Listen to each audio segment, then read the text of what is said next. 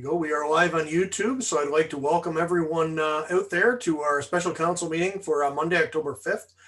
It is 6 p.m., so we'll get started right away. I'll call the meeting to order and move right on to item 2, approval of the agenda. The recommendation being that the agenda for the special council meeting of October 5, 2020 be approved as presented. Do I have a mover, please? Moved by Councillor Ostrander, seconded by Councillor Jansman. Any discussion on the agenda this evening? Seeing none, I'll call the question. All in favor? Thanks, everyone. Motion is approved. Item 3, declarations of interest. Open it up and ask if any member of council has a declaration tonight. Councillor Jansman. Yes, please, Mayor Todd, if I could declare a conflict on 9.1, please. Thank you. So Ms. Castleman, you have that noted for the minutes? Yes, through you, Mr. Chair, I do. Thank you. Anyone else have a declaration to make this evening? Seeing none, so we'll move along to item 4, minutes of the previous council meetings. And of course, we do have the meeting minutes from our last council meeting under item 4.1. That's from September 21st, 2020. The recommendation is that the special council minutes dated September 21, 2020 be accepted as presented. Could I have a mover, please?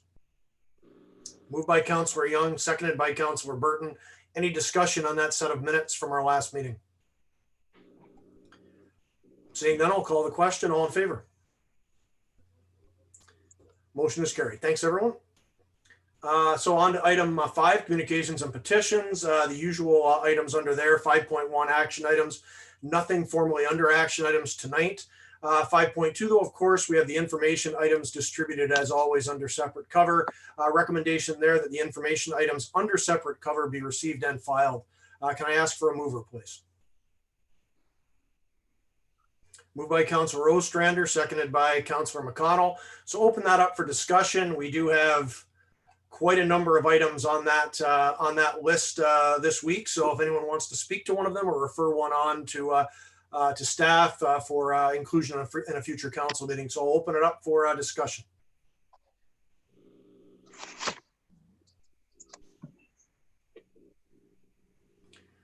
That was quick.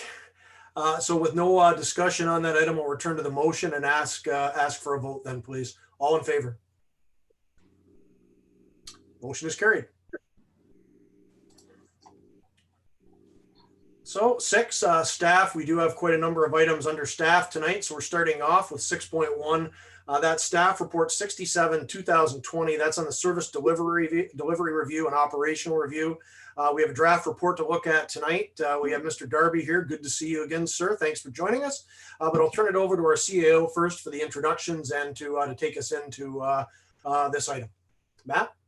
Thank you very much, Mr. Mayor. So over the last several months, we've been working on a service delivery review with Mr. Darby, and we're happy to be presenting the draft report for you this evening. And really, the focus is going to be on some of the items that have been highlighted, as well as what the priority might be. So quite a few things have been brought up throughout this. There was a lot of information in the package that was sent to you, and so so we do realize that that there's a lot of information there. It will take some time to digest. Also, we did provide the feedback from the survey there as well, which was good and enlightening, and I think it's presented in a way that certainly helps to get at the core of some of the comments that were made and things like that. So I don't want to take too much time, and so I'll pass it over to Mr. Darby, and he'll lead us as we go forward. Great. Thank you, Matt. Your worship, councillors, staff, and I suppose there's public on as well. It's great to be with you tonight, although virtually. So what I would like to do is to do a high-level overview of the report, focusing on the objectives, our methodology, and key results, but also hopefully have some discussion in terms of the opportunities that we've identified, and get your thoughts on additional opportunities that perhaps we should consider. And then we'll also talk about next steps. This is a work in progress. It's here very much to engage in conversation, to make sure we're capturing your thoughts, get your feedback, so we can continue to refine and develop the report. Matt, how do I get the screen PowerPoint out? So if you're just able to, again, go to screen, share screen at the bottom of the.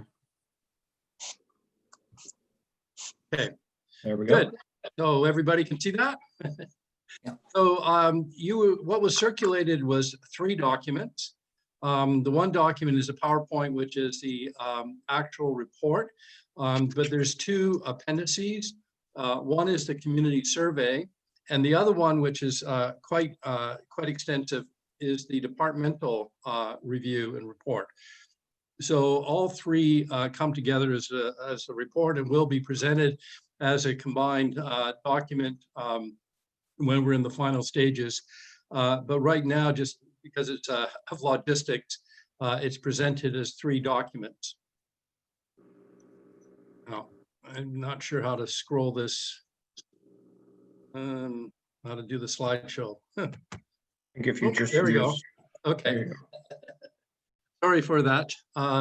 Right, so this is the basic organization of the report itself. So the methodology, just to go through the methodology, and I'll leave the contents up because it illustrates the methodology. So essentially our objectives in the first instance, the objectives of the study were to look for cost reductions, look for sources of new revenue, look for opportunities to improve, look at gaps in service delivery, and also look for opportunities for collaboration. As you know, this project was initiated with the town of, or the township of Augusta. So we've been working with the CAO from Augusta and staff from Augusta, and working in parallel to make sure that we're identifying and exploring opportunities for collaboration, but also taking advantage of a peer review process as we've developed this work in parallel. But at the end of the day, you're going to receive a report that's tailored to Prescott. They will receive a report that's tailored to Augusta. But again, a core objective was to ensure that we were looking for opportunities for collaboration. The other key objective was to have a process that engaged staff. And the primary reason why we wanted to make sure that we were emphasizing engagement with staff is because, as those of you who are familiar with management theory know, that it's often much easier to enable change to happen if the people that are going to be impacted by that change are involved in the change. So a key principle is to make sure that staff are involved and engaged and actually have a great deal of input into the work. So that is a cornerstone objective, and you'll see in the methodology how we achieve that. We also, as a cornerstone objective, want to make sure that this is a sustainable process. It's not just simply a one-off, you get the report, you get recommendations, and the report sits on a shelf. What we're trying to achieve is a document that will actually help influence your culture, help reinforce a culture of continuous improvement, and also set as a foundation, a foundation for annual objective setting, reporting, and budgeting. So a lot of objectives that we're trying to build in to this process, but hopefully you'll see that how it all comes together when I talk about the methodology. So the methodology that we've used, and I'll just go to that slide for a moment. You'll see in the graphic on this slide that there's 4 key components to our process. One is an assessment stage where we're using a 5-question interview process, developing a service inventory, doing benchmarking, and doing a current state analysis based on reports and documents that we gather.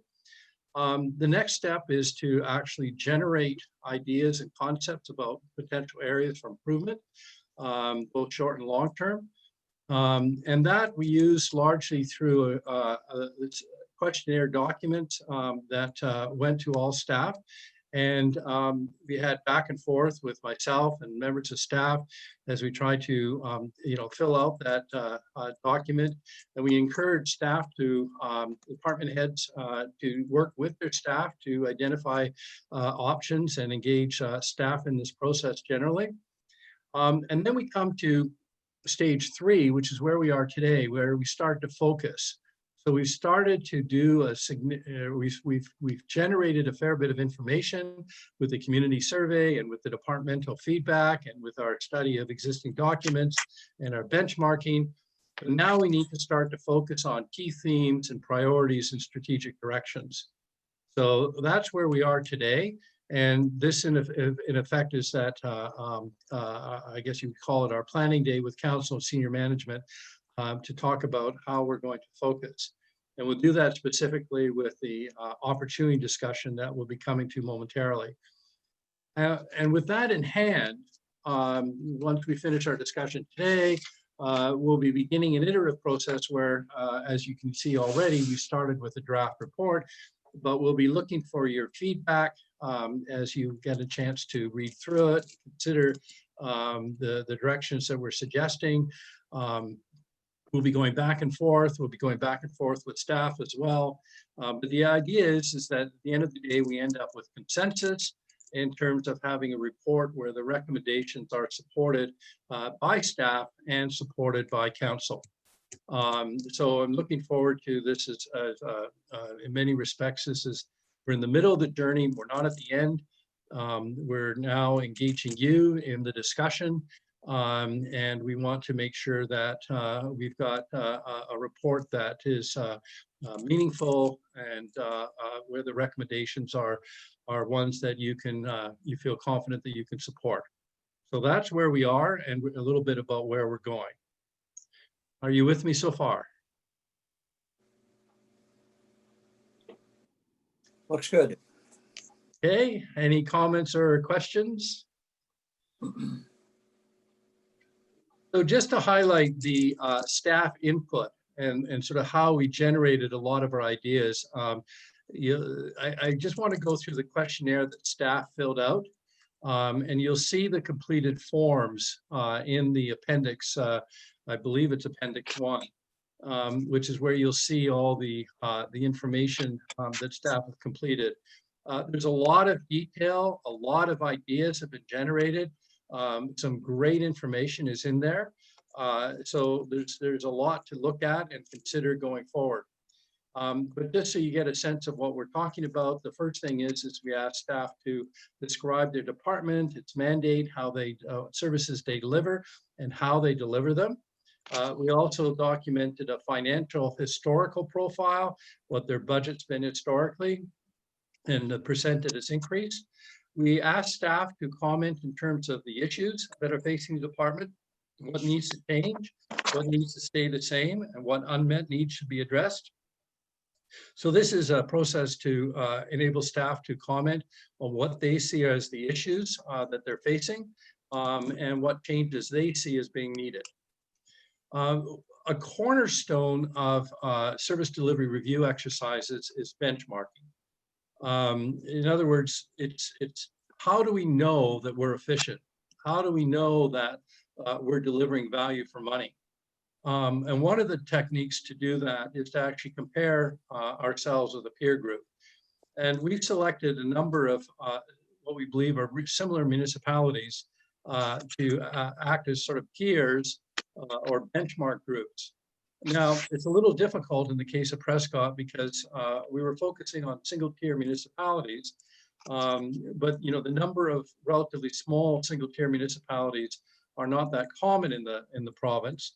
So the ones that we've selected include Brockville, Gananoque, Pembroke, and Smith Falls.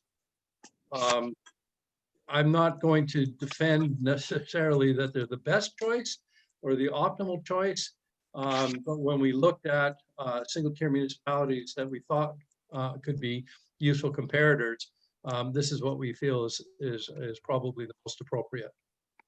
I hope you would concur. Any thoughts on that?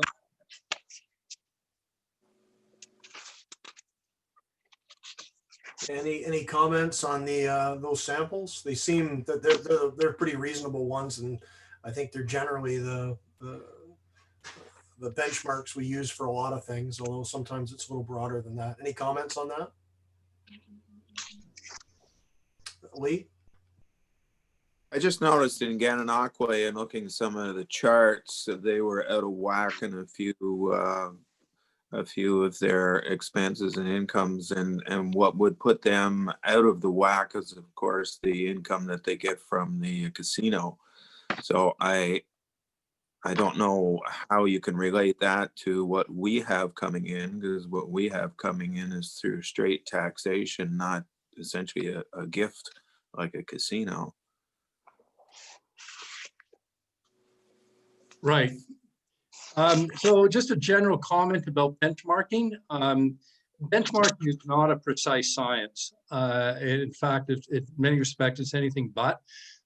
So one has to use caution when one looks at other municipalities. And as you point out, again, definitely is an anomaly in terms of having a revenue source, as you point out. Perhaps that also flows through to expenses that are out of line because they happen to have that revenue source. So we need to look at the explanations behind it. And the same with Brockville. Obviously, Brockville is a very different municipality than Prescott. So we need to interpret the data. I don't know, Matt, if you want to add anything. Just one other thing on that one as well that does make GAN a little bit of an outlier with us, but I mean, it's again, your explanation is absolutely dead on, of course, Ted, but they have their own police service as well, which is a major expense for a municipality their size, and that they're actually out of whack with a lot of municipalities in our price range. I don't know if anybody, I think they're the smallest municipality in the province that has its own police, so that puts them out as well. So the casino giveth and the police kind of taketh away on that, because they've got some pretty big expenses with police. But yeah, it's all relative and how we have to look at it. So Matt, did you have a comment? Yeah, I think we certainly took a look at it from that perspective, and all the single tier municipalities that are on the screen, we're the only one with OPP. I believe so. It really shows up in the numbers when you flip to that area. So we understood that, and it took a look at it from that perspective. But yeah, I think with Gananoque, they're able to perhaps afford a broader range of some services, but it doesn't necessarily change some of their core services and how they're able to support that. But point taken, they do have a much different structure than the rest of us. They're one of the lower municipalities when it comes to property tax rates. Again, probably most likely supported by some of the fortunate circumstances they find themselves in with a casino, among other things. And so that is certainly the one caveat that we take a look at. But in many of the areas, they've kind of fall in line and or are best in class. And so we take a look at that and try to say, how could we achieve that from an expense standpoint, perhaps understanding that they do have a greater ability to support different services and broader breadth of services just because of their circumstances. Right. So benchmarking is part of it, and it certainly is useful from the perspective of encouraging management at all levels to interact with their peers and to learn. So we think about the learning organization, where we constantly want to be learning and reaching out, and not just simply thinking that we've always done it this way and this is the way to do it and it's the only way to do it. But the moment we start to engage others and ask questions, well, how are you doing it? What's working well for you? Maybe they can learn from us. Maybe we can learn from them. So a lot of the value of benchmarking is actually more in the context of conversations and shifting attitude to, let's talk to our peers. So the next section is where we start to interpret the data and ask the question, Is there anything in this information that suggests opportunities for further study to improve efficiency? Is our current delivery model the most effective way to deliver services? Are there opportunities to reduce waste? And are services being over-delivered in any areas? So now we're asking staff to interpret the data and to comment on what it means. So this goes back to my comment about culture and trying to have staff, look beyond what they're doing and consider what others are doing. Then the next section is the opportunity summary. And that's where we ask staff to describe the opportunities and classify them in the context of what are things that can be done right away, the low-hanging fruit, the things that don't require any real effort to do, just do it, Nike it. And there's short-term things that might require some investment, may require further study, but can still be done within a year or two. And then longer-term initiatives that may require significant resources or ongoing study or may be complex. So this is where we start to generate ideas and get people to talk about what they can do. And just as an aside, in terms of that ongoing sustainability objective that I mentioned, I see this kind of document as one that can be sustained and be built into your, may have the potential, obviously at your discretion, but may have the potential to be built into your budget process, where you could actually replicate this document on an ongoing basis and simply add in your last year, another table with, your last year's budget, last year's actuals, this year's budget, this year's forecast, and your requested budget for next year. That this could be a good template that you could use for ongoing performance improvement and budgeting. That's just an aside. So just taking you through very briefly, this is just going to be a high-level description of the content. So there is a brief history and description of your community, which I've largely gathered from publicly available information on your webpage and other sources. I certainly welcome any editorial comment about this. So feel free to email Matt or myself with any suggestions. Your demographics, I'm sure you're all well familiar with this, as you had a demographic study just recently completed. You know that your population is aging, that you're seeing some growth, but it's a fairly modest growth. Corporate overview. So we are going to look at your organization. We are going to consider recommendations for, potential realignments. There may be some things to think about here. I haven't gone there yet. Matt and I have had some discussions, and we'll probably have some further discussions. But we'll so this is something that we will be talking about. Whenever you're talking about reorganization, there's obvious sensitivities. So it remains to be seen just how much of this is going to be, in the public arena, or whether we just how we manage this. I don't forecast anything significant, but there may be some subtle changes that we may consider. So that's a little bit of a work in progress. Matt, do you want to comment at all on that matter? Yeah, I think what we notice is that there are lots of models out there of how municipalities organize themselves, and we just want to take an opportunity to take a sober second look and say, does it make sense currently how we're set up, or is there a better way to align responsibilities and how the work aligns? So as you said, Mr. Darby, it's certainly not a massive change, but just more subtleties in how we would overall organize ourselves, and again, line responsibilities with roles, and how that overall reports through the organization. So one theme that will be consistent is that obviously the town of Prescott is a small organization. As such, the structure is very lean. The number of staff is, we're not talking about a lot of staff. People are carrying a huge amount of responsibility in each portfolio.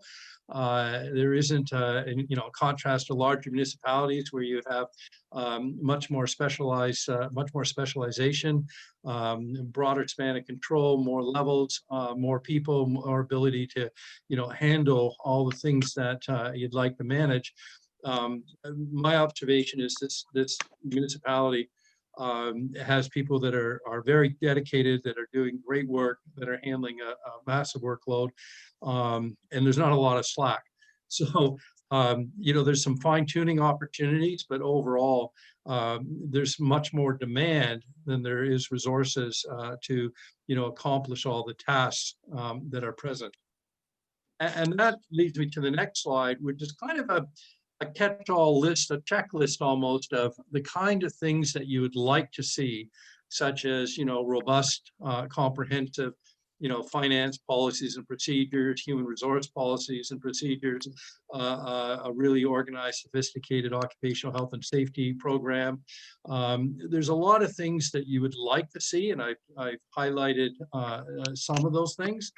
But I think, again, going back to my previous comment, it's important to appreciate that in a small organization, there's only so many staff, so many hours in the day, and it's a major challenge to get everything done and basically fulfill the role and responsibilities of a large municipality when you're a small municipality.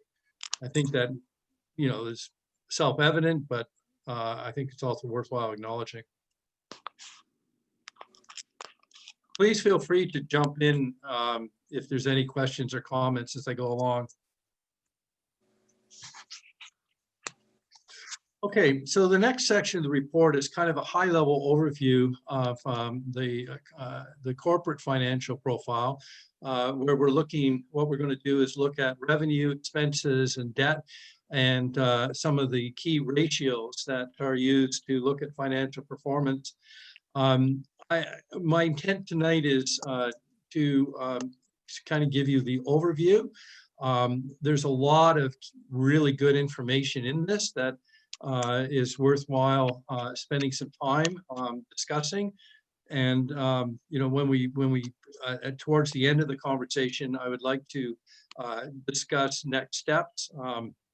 There's a variety of ways that we can kind of dig deeper into this. But tonight, I think it'd be worthwhile to try to give you that high-level overview and not get too much into the weeds here. But so what I'll try to do is just kind of give you a quick overview of the content, and recognizing that there's a lot more work to be done, to thoroughly understand what's in each of the slides. Are you okay with that? Good. Okay, so the first one is historic overview of your revenue that shows your key revenue lines over from 2014 to 2018. So you can see where things have grown and where things have perhaps not grown as much. Key message there is your main revenue source is taxation, but you also get a significant amount from government transfers and user fees. And let's see, I would anticipate that user fees are growing, but actually they would seem, Matt, would it be fair to say that user fees are pretty much staying the same?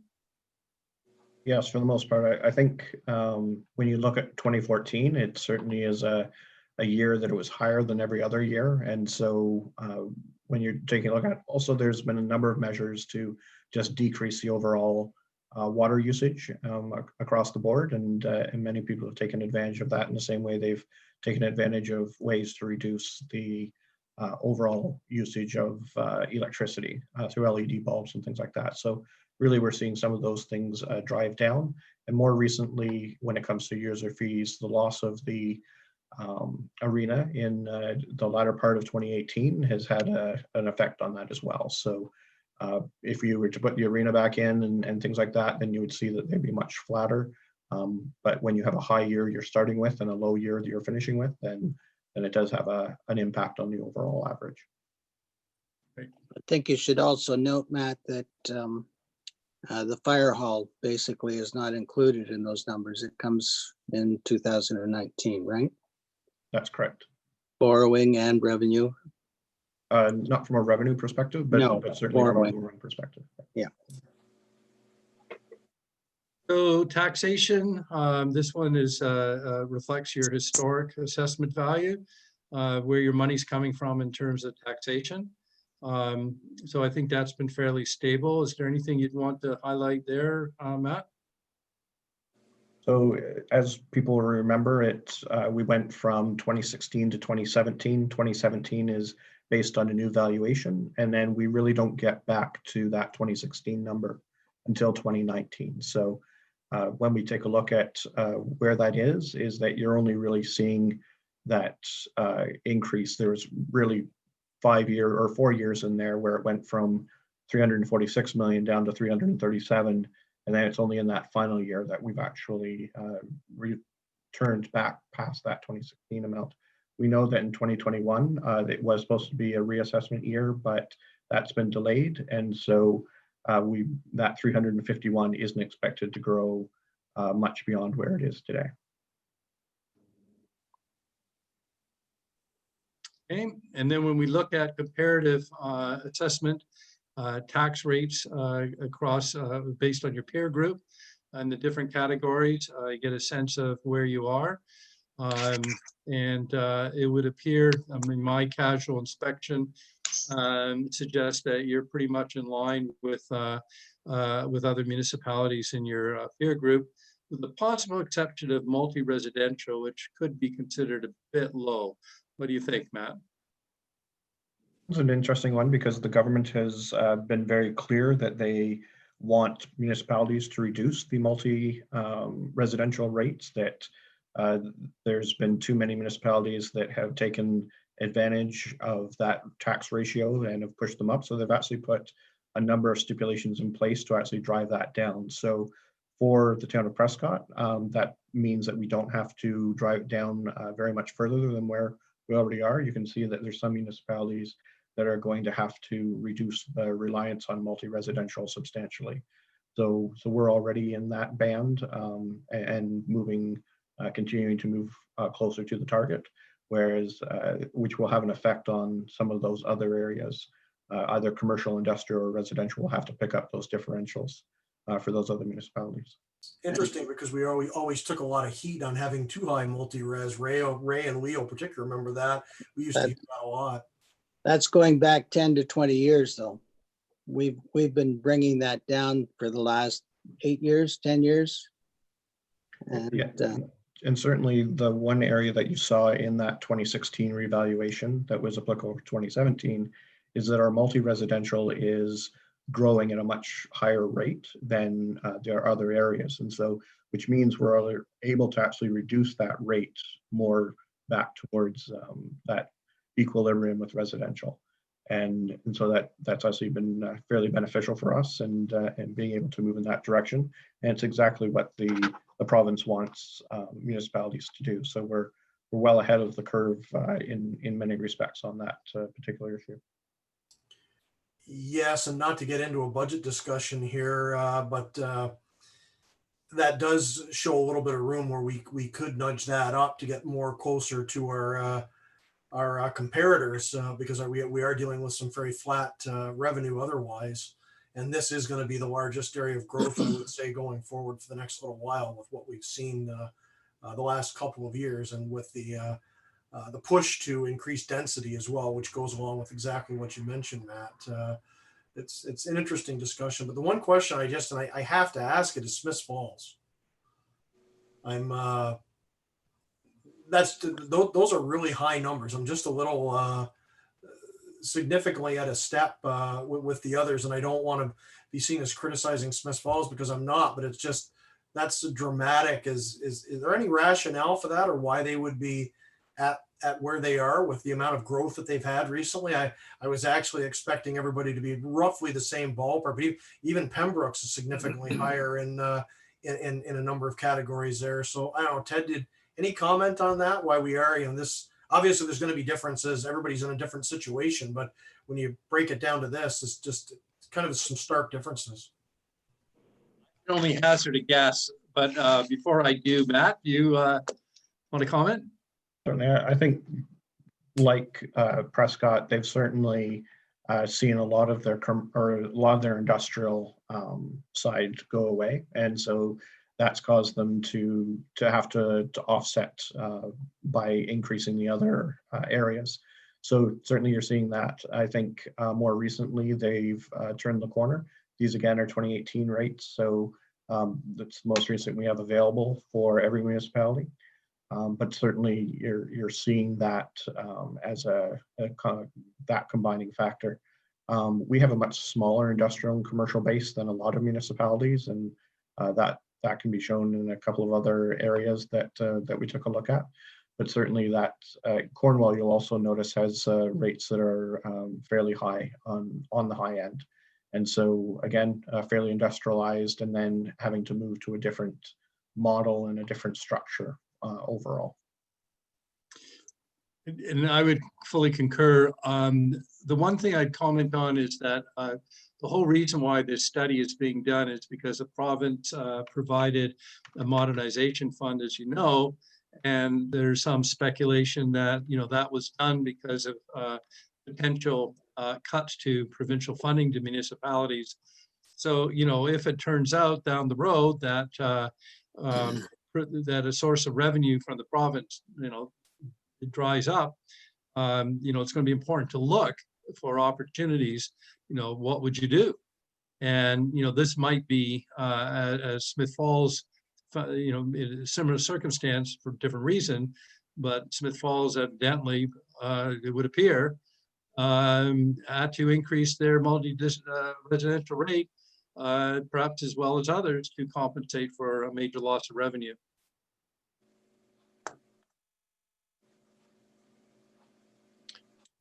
So there's benchmarking information with respect to taxation.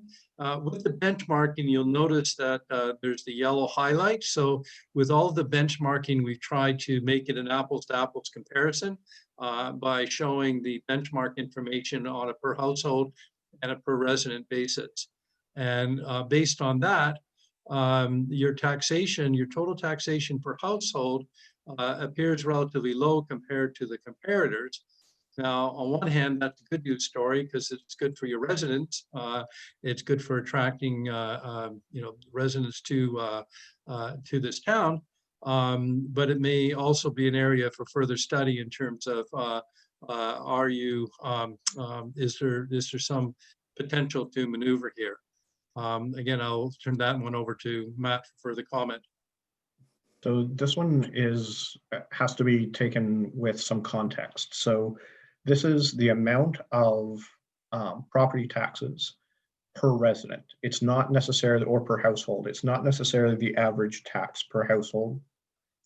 But so when you have a very small industrial and commercial group such as Prescott, then you're going to see that we don't have the ability to push taxes and generate taxes in those higher tax areas than many other municipalities. So when you take a look at Brockville, they have a very large and strong commercial and industrial side of their assessment, and they're able to generate considerably more per resident or per household than we do. But I want to make clear that this isn't the average taxes per residence or tax per property. It's just a number that shows per resident we're able to generate approximately $1,358 of property tax revenue. And when you take a look at the rates, we're competitive in terms of rates, but we're not competitive when it comes to the overall size of those general sectors of industrial and commercial, which are 2 and 3 times what a residential property would generate in terms of revenue. Good, that's great clarification, Matt. I'll need to put some additional text to clarify that in the slide. Okay, so grants. So as you know, the province provides grants particularly to favor small municipalities. And that's what we see here, where Prescott receives a higher proportion of grants than, for example, Pembroke or Brockville.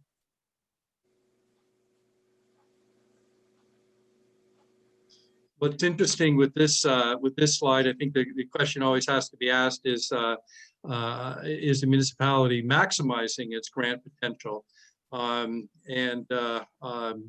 You know, that's a matter for further study. It would appear that you're right up there, but it is interesting that Smith Falls appears to have a slightly higher amount, which I don't know why. Matt, any comments there? Certainly. So from the Ontario, that first number, it really comes down to the Ontario Municipal Partnership Fund and has to do with your socioeconomic factors. So Prescott generates similar amount to Gananoque. Gananoque certainly has a higher average assessment as well as a higher average income per household, but also has more individuals. So we're given support for that. Smith Falls, as we mentioned earlier, you know, has been hit by a large decline in their average assessment per household, as well as socioeconomic factors. And they do have a larger population. So per capita, they're generating more from that respect. Some of those other, the tangible capital grants from Ontario, they bounce from year to year. And so this is just a look at one particular year, but as you can see from one of the previous slides, the town of Prescott bounces when it comes to capital grants from year to year as well, and really is largely dependent on what projects came up, what projects were supported by perhaps OSIF top-up funding or some other lines. And so that does throw that particular line off considerably.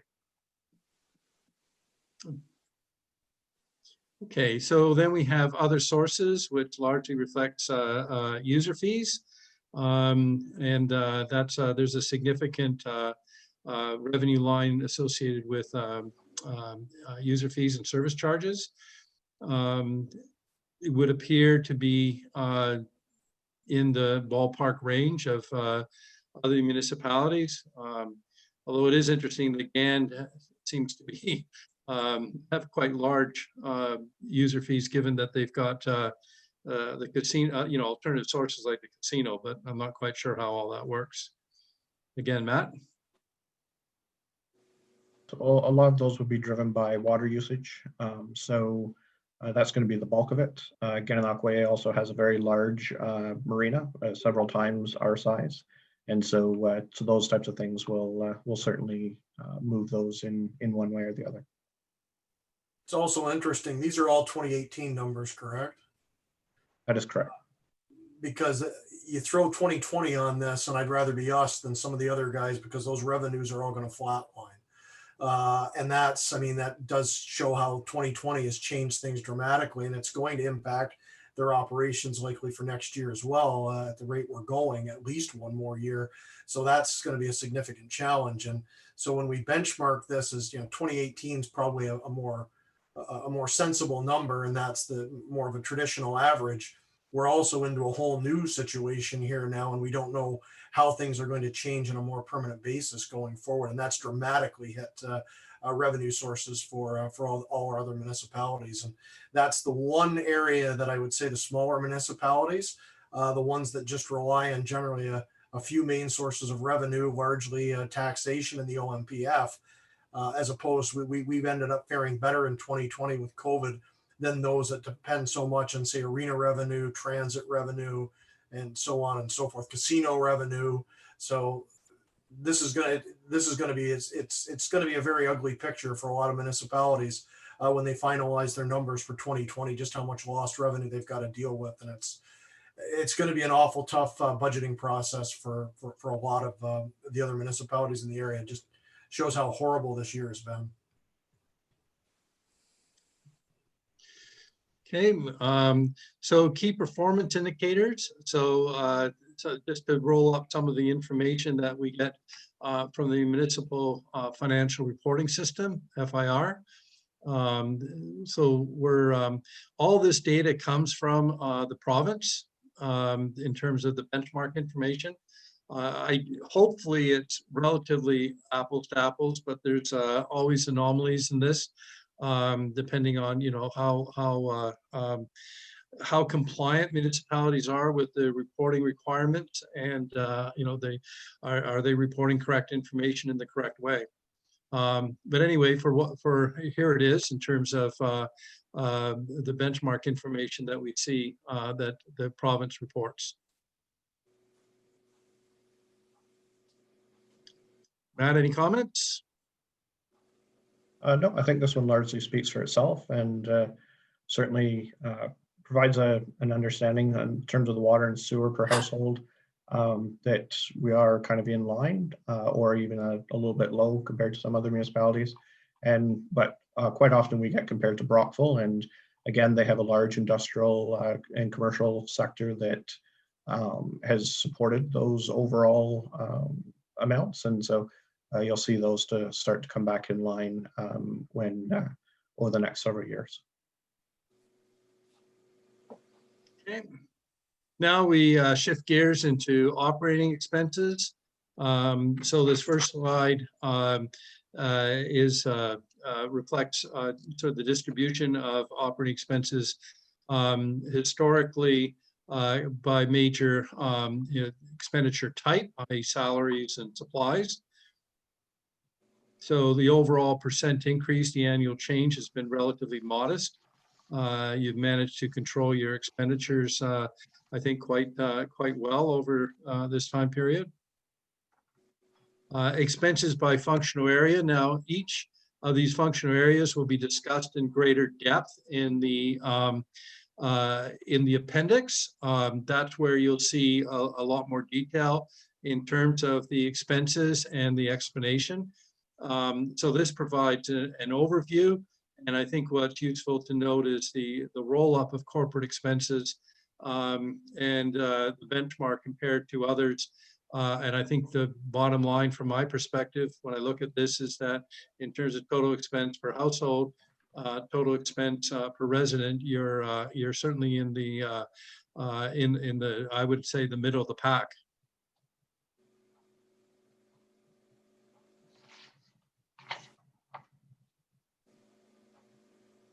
Any comment?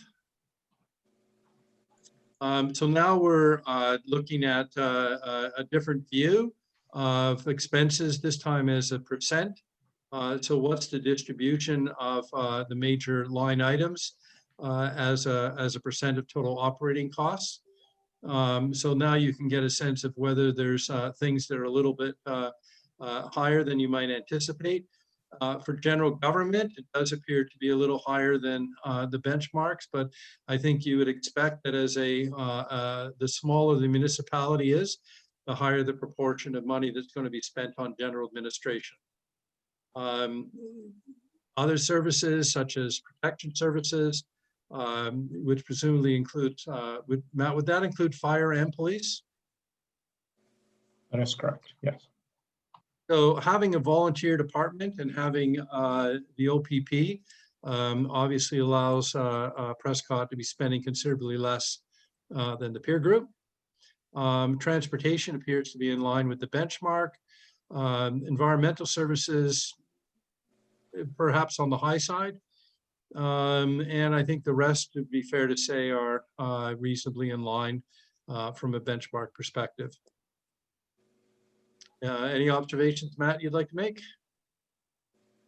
I think when we took a look at the departmental side from a governance perspective or general government, we found that in 2019 and 2020, we've actually driven that number down. And so 2018 was a bit of an odd year where we had additional costs for moving both the second floor to the third floor, as well as a changeover at that time in terms of our structure. So we have driven those costs down. We've actually also reduced consultant costs, things like that. And so that we went from being the highest in terms of that comparator to being just under the best in class. And so we're quite pleased with that concept. When you take a look at some of those others, environmental services, very similar to Smith Falls and Pembroke from that perspective. When we take a look at protective services, those other municipalities do have their own police forces. So that's certainly driving those types of costs up. Overall, we were, when you take a look at cost per on the total, it's well within, it tends to be on the lower end, and shows that we've taken every opportunity to try and save costs where possible, and derive value from that, given that we don't have a large industrial and commercial sector to be able to support them.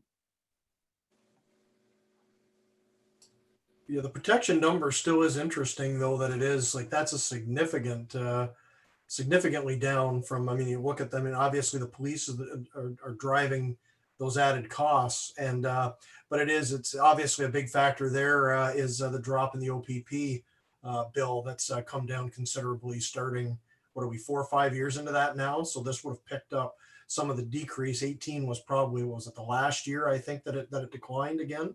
It brought us down to just over, was 1.1 million or something like that. Matt, wasn't that the number? So that's Yes. obviously a big part of that. That saved us a lot of money. Absolutely, that is correct. Okay, now we're into capital expenditures, and we'll move into debt as well.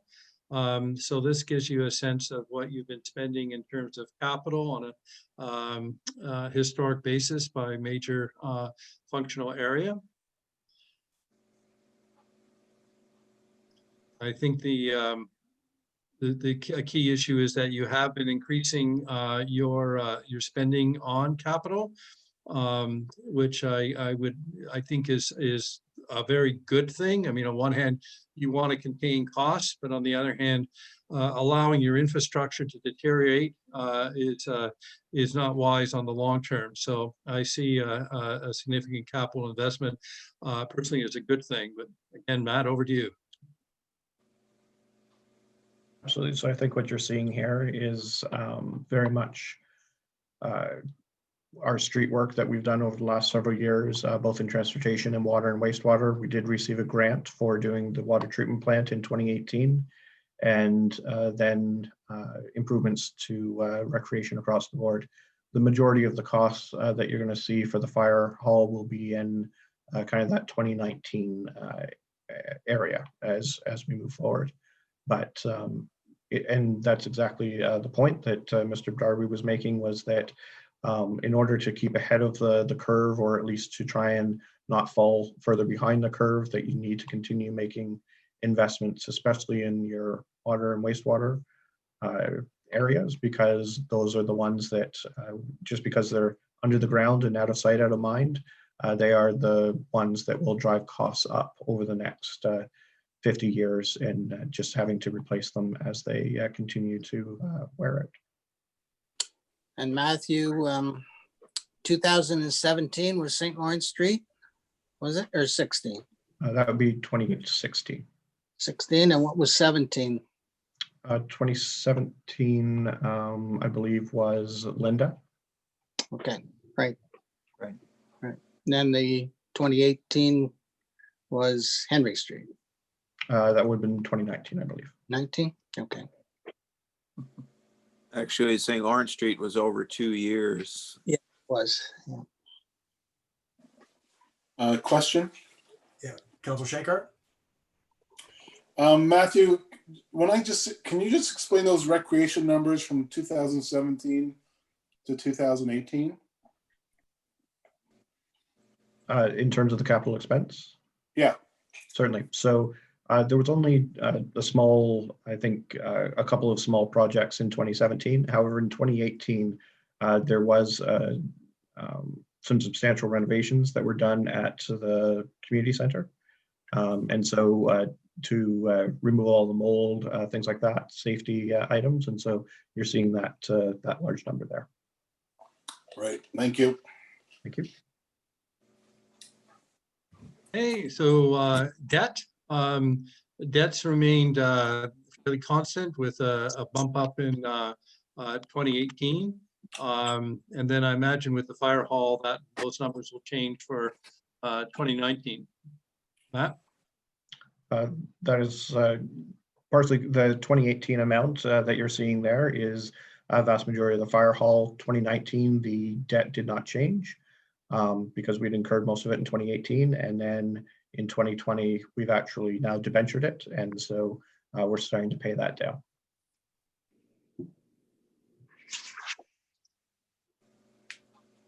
Okay, so now we turn to the indicators. So these are indicators that the Ministry of Health, sorry, my old world, Ministry of Municipal Affairs and Housing puts out. So here you can see how you stack up vis-a-vis your peers, and some commentary as well. So you do have a relatively high debt burden compared to the peer group. But, you know, as Matt said, that's now being addressed with the debenture, which will help lower it. So there it is. Matt? Thank you very much. So as I've mentioned before, our debt structure versus many others. And so we've now taken a look at how that is. We do have one debenture coming off in 2021. And so that will help to start to move the dial a little bit, as well as in 2023 or 2024 and 2025, the debt and debentures for St. Lawrence Lodge will come off. So those are slowly working themselves down, and but our goal is to be a little bit more in line to allow for flexibility as we move forward, because we know that changes to water and wastewater, if anything we have to do at those plants, then those are substantial large dollar projects and will require debt in the future. So just managing it from a perspective of judiciously and appropriately, but we are moving now in the right direction. And this is always the tough number for us, because we know the debt is high, and it's been characterized at times as good debt by our auditors. And you know, just because this is a kind of a flagship number that people could pick up on, but it does represent, as already has been noted, a number of major capital projects, significant work at the water plant, sewer plant, major road work, the reclamation of the waterfront for Riverwalk Park. There's a lot here that is just its core infrastructure in the town. And I mean, we've done 3 fairly significant road projects in the last 3.5 years or thereabouts. So we've taken on a lot. So this isn't the nicest number to look at, but when you actually put it into context, we have done a great deal of work that should set us up quite well for the coming years and decades with regards to a lot of core services and facilities. Not to say that we don't have a lot more to do as well, because there's a huge infrastructure deficit in the province overall. That's many billions of dollars across all 444 municipalities. So I think this is actually this could look like a negative number, but I kind of look at it as a positive one in many ways, because it does show we're proactively tackling the infrastructure issues, and we are getting grant funding for a lot of what we're doing as well.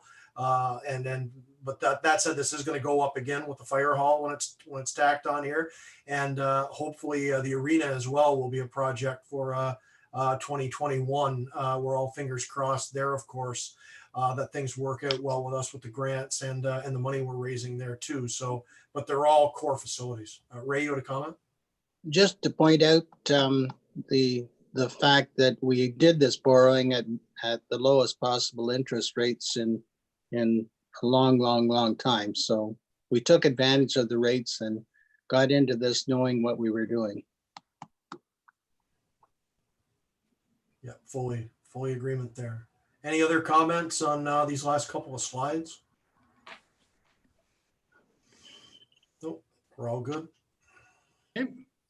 So moving along, some additional key performance indicators, KPIs. So how you're doing in terms of net financial assets per debt per household, financial assets debt as a percent of total operating costs, basically saying that looking at the same topic from different perspectives. I don't think there's anything really further to say. Matt, any comment?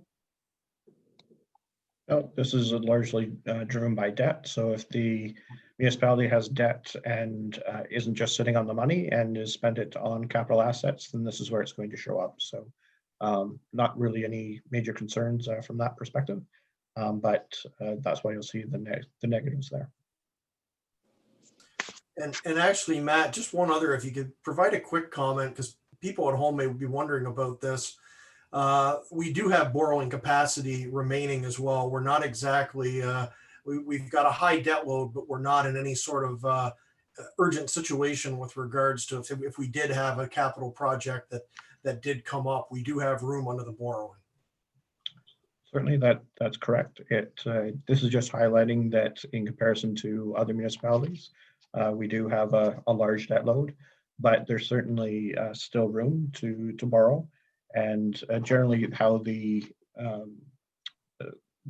province looks at it is it's 25% of your total revenue, less anything that the province provides, can be used towards debt. And so we're still well within that number. That's not a concern, but when you look forward, then you just want to make sure that you're using it in a judicial way, that when you do have to make some of those tens of millions of dollars of investments when it comes to treatment plants and things like that, that the capacity is there. So that's simply what it's pointing out, but from a financial health standpoint, there's no concerns.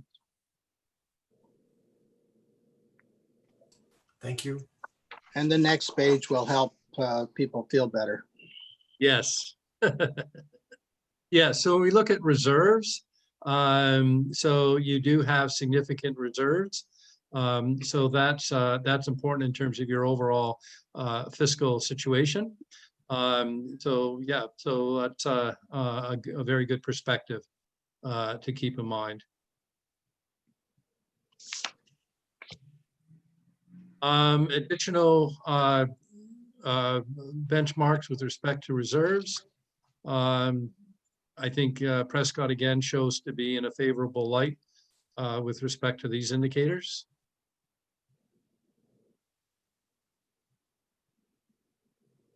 Any comment, Matt?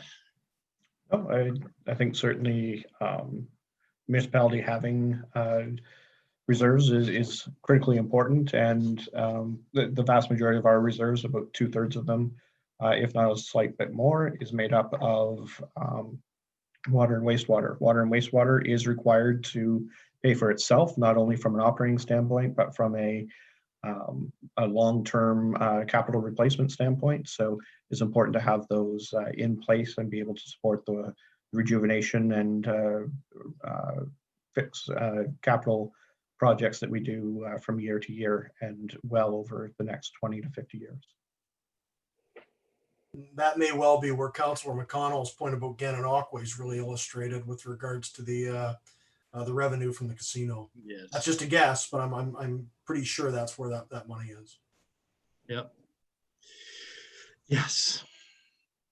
Okay, debt. So now we're going to get into some of the municipal affairs ratios. These are also ratios that are commonly used just in general accounting and are often reflected in financial statements.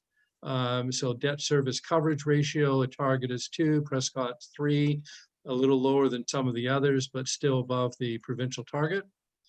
Please stop me. I'm going to go through these, but please stop me if there's a question or comment. Operating surplus ratio, the target is between 0 and 15%. So Prescott is within that at the lower end compared to some, but higher than Brockville. Asset sustainability ratio, target is greater than 90%. Prescott's at 280%.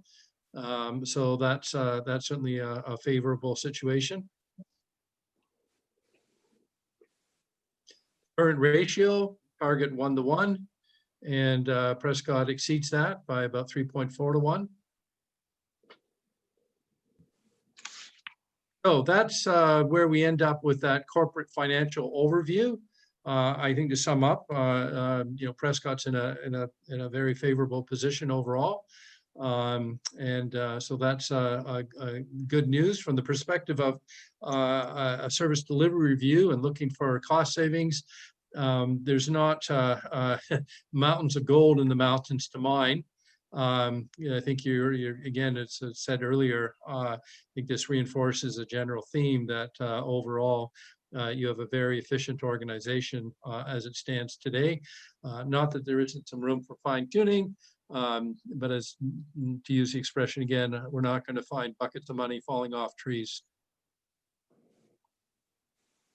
Now, in addition to seeking the input from our management staff and staff in general, we also did a community survey to see what the community's perception is in terms of service delivery, both in terms of identifying potential opportunities, but just also, general satisfaction with services and providing some commentary in terms of priorities. So in the appendices that you'll have an overview of the survey results. So some of the surveys, some of the questions ask people to rate services in terms of their priority and effectiveness, et cetera. And those are presented in graphic form, but there were also some questions that were more open-ended that allowed people to provide a narrative. So what we've done is tried to word cloud key words that repeated over and over and over again and provide a graphic that tried to show you what were the words that came out time and time again in the responses. And I also provided some examples of the comments just to give you a little flavor for what the public was saying. There was 144 respondents to the survey, which was done during the summer. I think 144 respondents is actually pretty good. It doesn't sound like a lot, but as these things go, I think that's actually a pretty good representation. There was a lot of commentary. There was a wide range and a lot of commentary. But there were some common themes, which I've tried to sum up on this page. A lot of complimentary comments about Prescott, highlighting the location, the waterfront, the heritage, and the future. There is strong support for economic development in terms of, supporting businesses, jobs, employment, industry, commerce. Those are all the words that were used.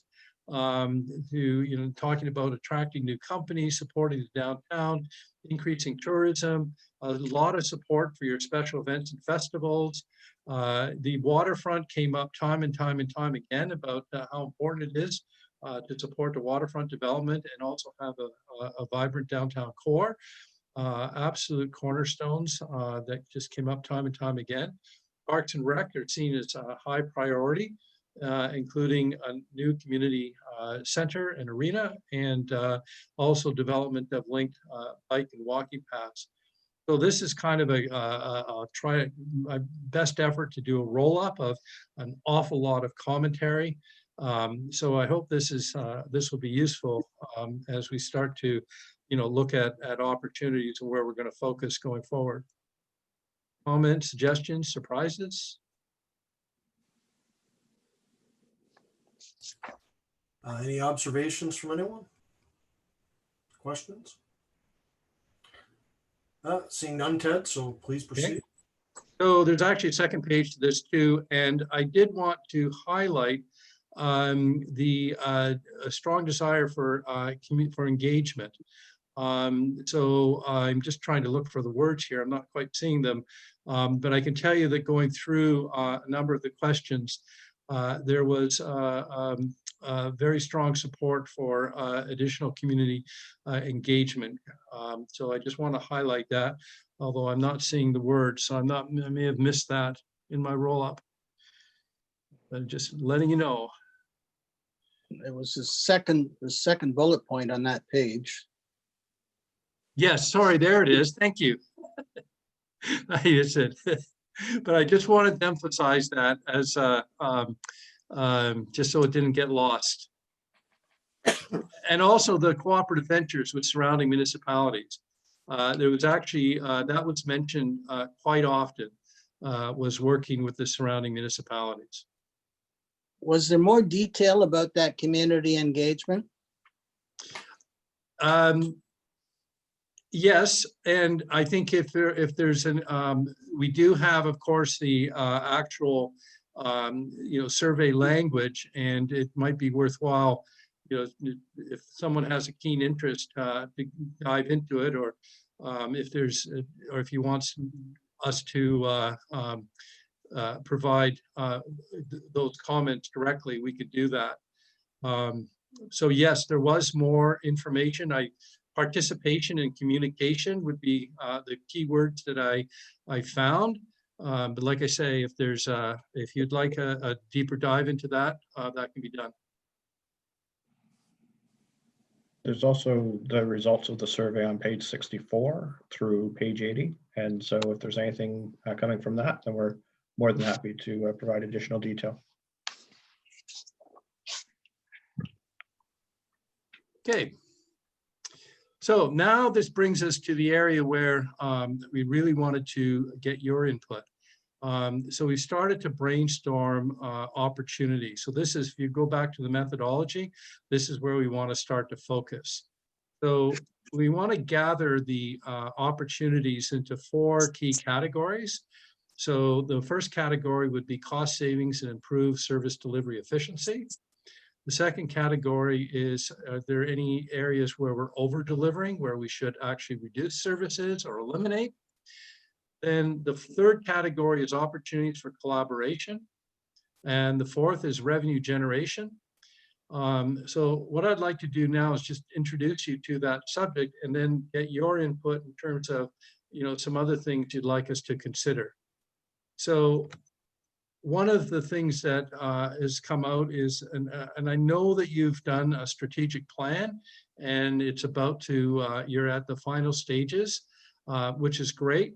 But one of the opportunities is to now align your strategic plan with this work, and to also build it into an annual objective setting exercise that also coincides with your budget process, so that you align your strategic planning, your annual objective setting, your annual budget determination, and also a performance management system that ties in the actual achievement of your objectives into individual performance.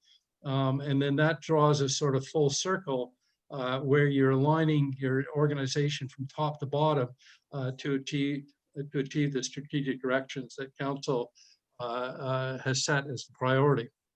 So I know that work is underway, and I think we're just putting the building blocks together to create a cohesive accountability, a strategic accountability or strategic management framework. Feel free to comment as I go through this. Ted, if I could. Hi, I love this. I know Matthew has been working towards this since he started with the town. It truly becomes logical. It would make the budget process that much easier, and it would go filter right down to give clear, transparent direction to the directors, then onto the managers, supervisors, and right down to the employees in helping them buy into the corporate objectives, and it could be linked to every budget line to do with training and development and their individual performance appraisals. Anyway, all good. It's a complete 360 degree Yep. program. Yes, yes, excellent. So that's the concept. Looking at roles, I mentioned earlier when we looked at the org chart, how there may be some opportunities for some relatively minor but still significant realignment to make sure that we're as efficient as possible. You'll see as you go through the detailed survey results that there's some cases where people have expressed some frustration and concern about roles and alignment. So, that's an opportunity we need to take. We may look at some services that are currently contracted out with respect to fleet management of the roads vehicles. Maybe there's a return on investment associated with doing that in-house to be determined. A common thing that we see recommended in reports such as this is, looking at your tender frequency, making sure that there's your policies, your procurement policies are robust, and you actually do have set times when you renew your tenders. Sorry, comment? Okay, again, feel free to jump in. And Matt, feel free to comment as well, obviously. Asset management plan. So that's your long-term look at your assets and replacement, and so you're no surprises. What is the 20-year, 10-year plan? Procurement, so information systems. So one of the things that, and this is now moving into the collaboration category, one of the things that was evident by, and I forgot to highlight this when I talked about methodology, but we had a joint workshop with the Augusta and Prescott department heads in late August, on August 27th. And that was a really important event, because what it did was it allowed department heads to share and reflect and talk about their own issues and talk about opportunities for collaboration. It also allowed an opportunity for peer review, where each department head could talk about what they were doing, what the other person was doing. So we got a lot of really good ideas and concepts generated through that process. And one of the key ones is both organizations have a number of legacy systems, information systems in place that are not particularly optimal. And so there's an opportunity to look at potentially joint procurement, joint support, et cetera, with respect to some more modern information systems. There's some work is already being done. So in the building department, there's already been a collaborative undertaking to acquire a new software system that I believe been approved and will be rolling out in the not too distant future. So there already is good work being done, and I think this is an opportunity for to continue that effort. Comment, Matt? No, I think certainly the progress we've made from building a bylaw and being able to work with our neighboring municipalities really kind of gave us an impetus to look at other areas as well. And while we might not be using all of the same features or being on the same exact database, the fact that we're using similar software does provide a fair amount of efficiencies in being able to understand how best to use it and where the nuances might be, and being able to do some of those higher level type actions with it. So one area that we talked about 4 years ago was the new accounting system.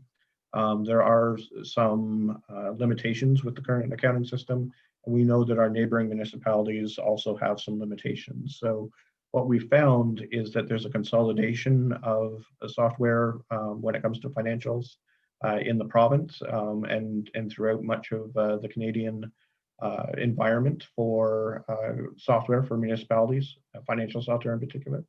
And so we've noticed that unless you're going to partner with somebody, that some of those systems that provide better features and things like that are far too big for one of us singly. So that's where an opportunity to collaborate with our neighbors might be beneficial. And while at the same time, we can actually move some of those higher level features forward and take advantage of them. So other opportunities, joint policy procedure development. Again, in a small municipality where staff are lean and mean, It's hard to get the time to deal with policies and procedures, but through collaboration, you can share and develop these jointly. Sharing staff expertise. You have a full-time economic development person. Augusta has a full-time planning person.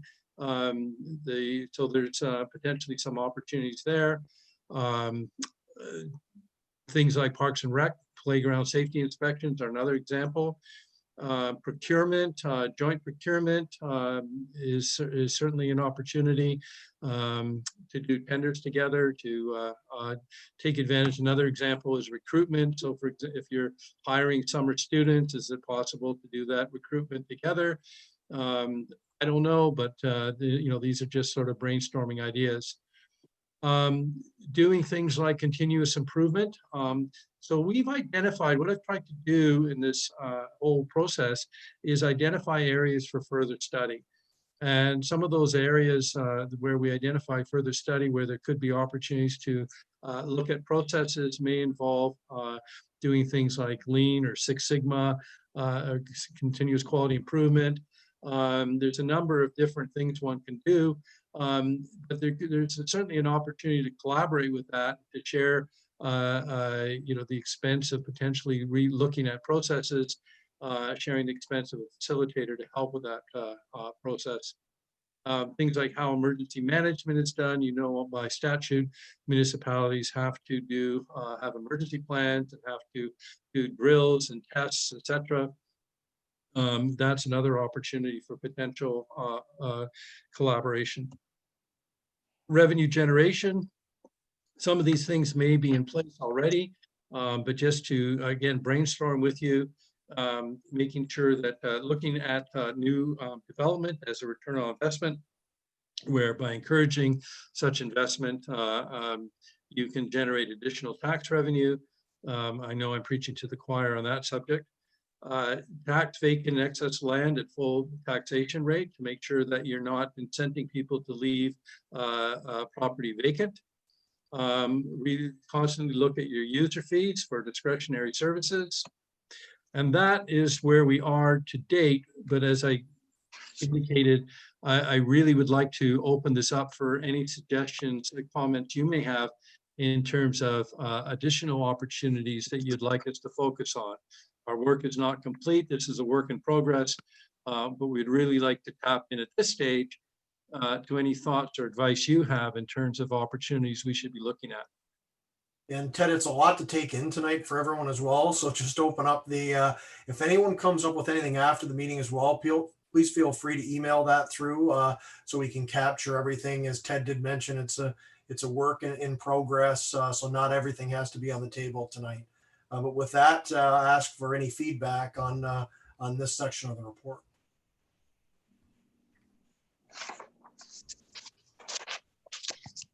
Pretty comprehensive. Yeah. Not seeing any specifics other than that, Ted. So if you just want to continue and take us through the conclusion of the report. Yeah.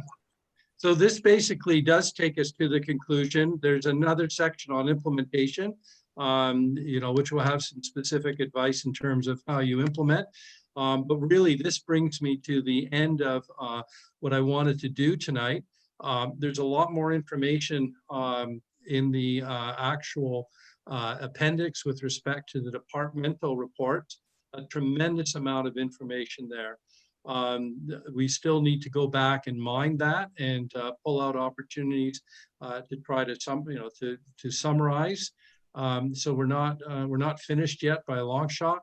But again, I wanted to take this opportunity to brief you, bring you up to speed on where we are, and get you involved in the process, the deliberation, the conversation, and help us develop as comprehensive a report as possible. Well, thanks very much, Ted. As Councillor Young did mention, very comprehensive, some great stuff on the table here. Open it up for final comments tonight, but not necessarily final comments overall. If anyone has any other observations, please be sure to get them in, because there's a lot here to digest this evening. And if anyone thinks of anything after the fact, please feel free to share. definitely some great stuff in the opportunities there. And this does lead us to a lot of really good opportunities going forward. Revenue generation is always a scary one for municipalities because generally that means, hey, Joe taxpayer is going to take the hit for it. And we obviously want to really discourage that line of thinking and note that when we're looking at revenue generation, the very first line item is new residential and commercial development. So that is something that I think, I don't want to speak for all of council, but we've definitely always been pretty pro-development here. And it's something that would help spread the tax burden out and lessen the burden on our residents. So that's obviously the way it'd be good to go here. And I just want to thank Augusta as well. We didn't talk much about the partnership here tonight with Augusta, but that is incredibly strong. Really want to thank Mayor Malenka and his council and his staff. Ray has been very heavily involved with all of this as well. Of course, their CAO.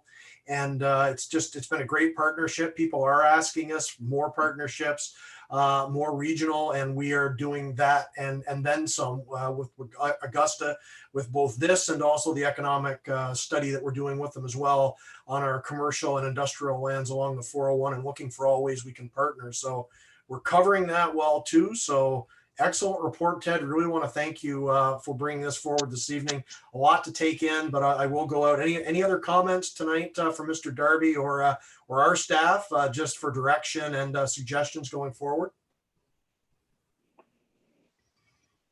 No, I think we're good. We're so much data. It's just trying to let it all sink in. So thanks again, Ted, for coming forward. And can I ask about a timeline when we'll be back to this again? When you expect to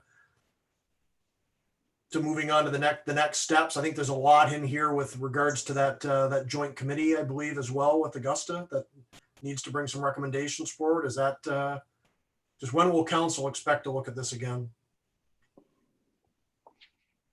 So I'll look to Matt to comment as well, but I mean, from my perspective, I think we're getting to the end of putting the content together. We have some more refinement to do and fine tuning.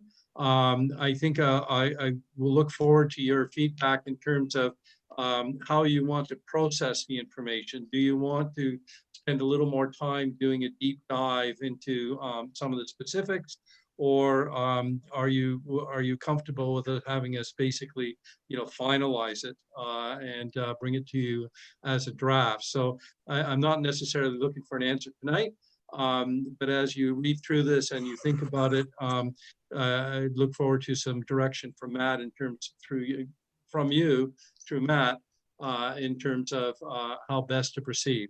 I basically am doing this at your pleasure, such that if you wanted to have this report done very quickly, that could be done. But if you want a little more time for it to settle in, that can be done as well. So, it could be 3 weeks, 4 weeks, 6 weeks.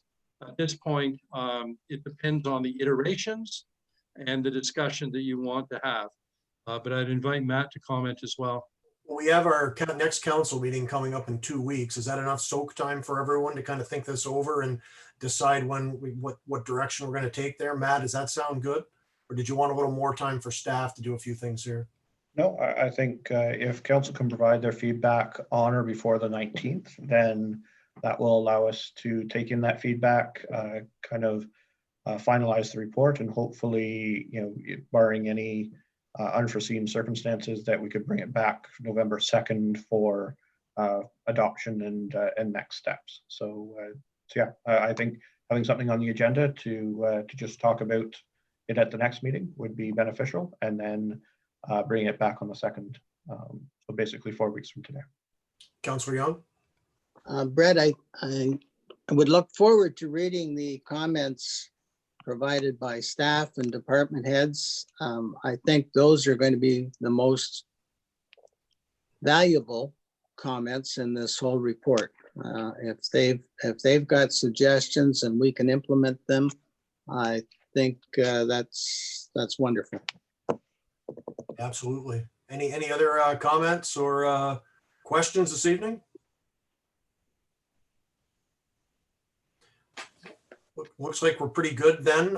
So if we'll bring that back for further discussion. And as Matt said, if everyone could provide any feedback they might have by October 19th, so that can be included as part of the staff report for that second council meeting in October.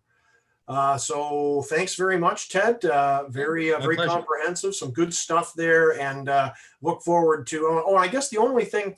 Do you have examples of past reports that you've written, or just general models that I'd love to just see, like what we're gonna get for a final report? Just an example of how it's going to be written up. I just what all is going to be included. It would help me for some of my my suggestions. Just what I'd like to see in the final report as well.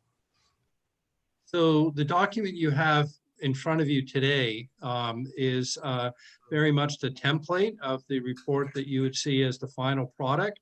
What I would be doing for the final deliverable is combining what you've received as separate packages, Appendix 1 and Appendix 2, would be incorporated in the final document. Okay. But basically what you see is I would say, probably an 85 to 90% complete product. Any comments about the format or whatever would be appreciated. If you're looking for examples of other studies, I can provide you with some of those as well. Yeah, I just personally, if anybody, I'm not just speaking for myself, I'd love to just look at one again.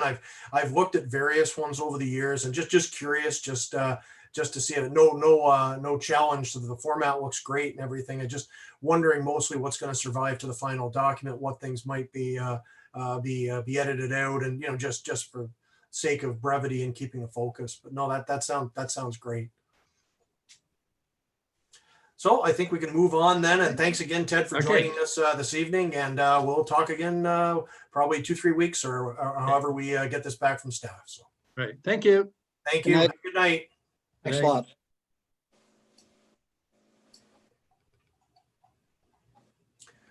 Okay, so moving along, 6.2 is staff report 68-2020, options for Prescott's collection of historical artifacts, of course, ties into the Forder's Museum. And Mr. Armstrong did complete a pretty comprehensive report here and some options. So I'll turn it over to Matt to run through his report, please. And it is just being provided for information, but that's not to say a motion may not come out of this. Please. Thank you very much, Mr. Mayor. So in terms of my understanding of the direction that was provided at the last council meeting was to come up and evaluate several options of what we could do with the collection moving forward. So certainly there's approximately 1,000 pieces in the collection. They vary greatly in terms of size and amount of room that they take up, the delicacy of some of them versus others. But certainly right now it's taking all 3 floors of 201 Water Street West, and with the main viewing area being on the main floor. So, and each floor is approximately 900 square feet. So when you take that into consideration, some of the things that we wanted to look at, and if you're going to be looking at options for what to do with the collection, then climate control is a primary concern. It's not currently climate controlled, and that does have long-term effects on each of the artifacts and their longevity and being able to preserve them. So from a heating, cooling, and humidity standpoint, that's certainly something that we want to consider. Sufficient space. So obviously right now each floor is approximately 900 square feet. It's not the best laid out building. I think we can all agree on that. So it's not that you would need 2,700 square feet to house the collection, but certainly upwards of 1,500 square feet to house the collection between what you would display and what you would store for perhaps a rejuvenation every season or every so often. Then there's also the opportunity to display the collection in a more efficient way, as I just mentioned. Accessibility of the building and how it's going to be displayed is a consideration. Providing a chance for people to experience. So is it just enough to have it in a glass case, or do you want absolutely some interactive types of processes and opportunities for the collection? Co-location of other town services. So if we're able to provide more than just a museum in the space that we're considering, then certainly that helps from both a staffing perspective, a security perspective, and being able to keep it open more to experience it more often. Being open 12 months of the year, that's obviously something that is up for consideration, but is touched on in each of the options, and then obviously cost implications as well. So 202 King Street West, previously it was Green Things, it's approximately 2,000 square feet. It is heated currently by natural gas, but does not have any cooling or humidity control. Of the total of 2,000 square feet, 1,500 is approximately the main area, with a 500 square foot storage room towards the back. There is a 6-inch concrete step at the front that we do have to worry about from an accessibility standpoint, as well as the doors are not 36 inches wide to lead into the that storefront, and so that would have to be a consideration. There was obviously the space is great in terms of just the overall size, being able to provide lots of opportunities to provide different experiences with the collection in a more interactive way. And probably all the spaces, it was obviously the largest. So would also provide an ability to co-locate some other services such as a visitor center, perhaps tourism, things like that. And then obviously the cost is $2,000 per month, inclusive of all utilities, with requiring a 5-year commitment. As I mentioned earlier, cooling would need to be addressed, as well as the accessibility and ensuring that any possible leaks in the roof. We did notice that there was one area in the storage room that appeared that it had some water damage, had been addressed prior to moving any of the collection in there. Other King Street locations, we've looked at various ones. Most of them are in the 1,000 square foot range. And so when you take a look at that, being able to house the collection, both from a storage perspective and a display perspective, would be difficult. And the ability to co-locate other services in 1,000 square feet would be difficult as well. Partnership at Fort Wellington. So there was some discussion with Fort Wellington. They have the blockhouse, which is not climate controlled, and they have a space on the 3rd floor, which is possibly to be available, but wouldn't meet any of the requirements when it comes to preservation of the collection itself. Because it's not climate controlled, then a lot of the artifacts would not react well to that, and would be a significant concern. However, they do have other areas at Fort Wellington that they currently do have historical artifacts.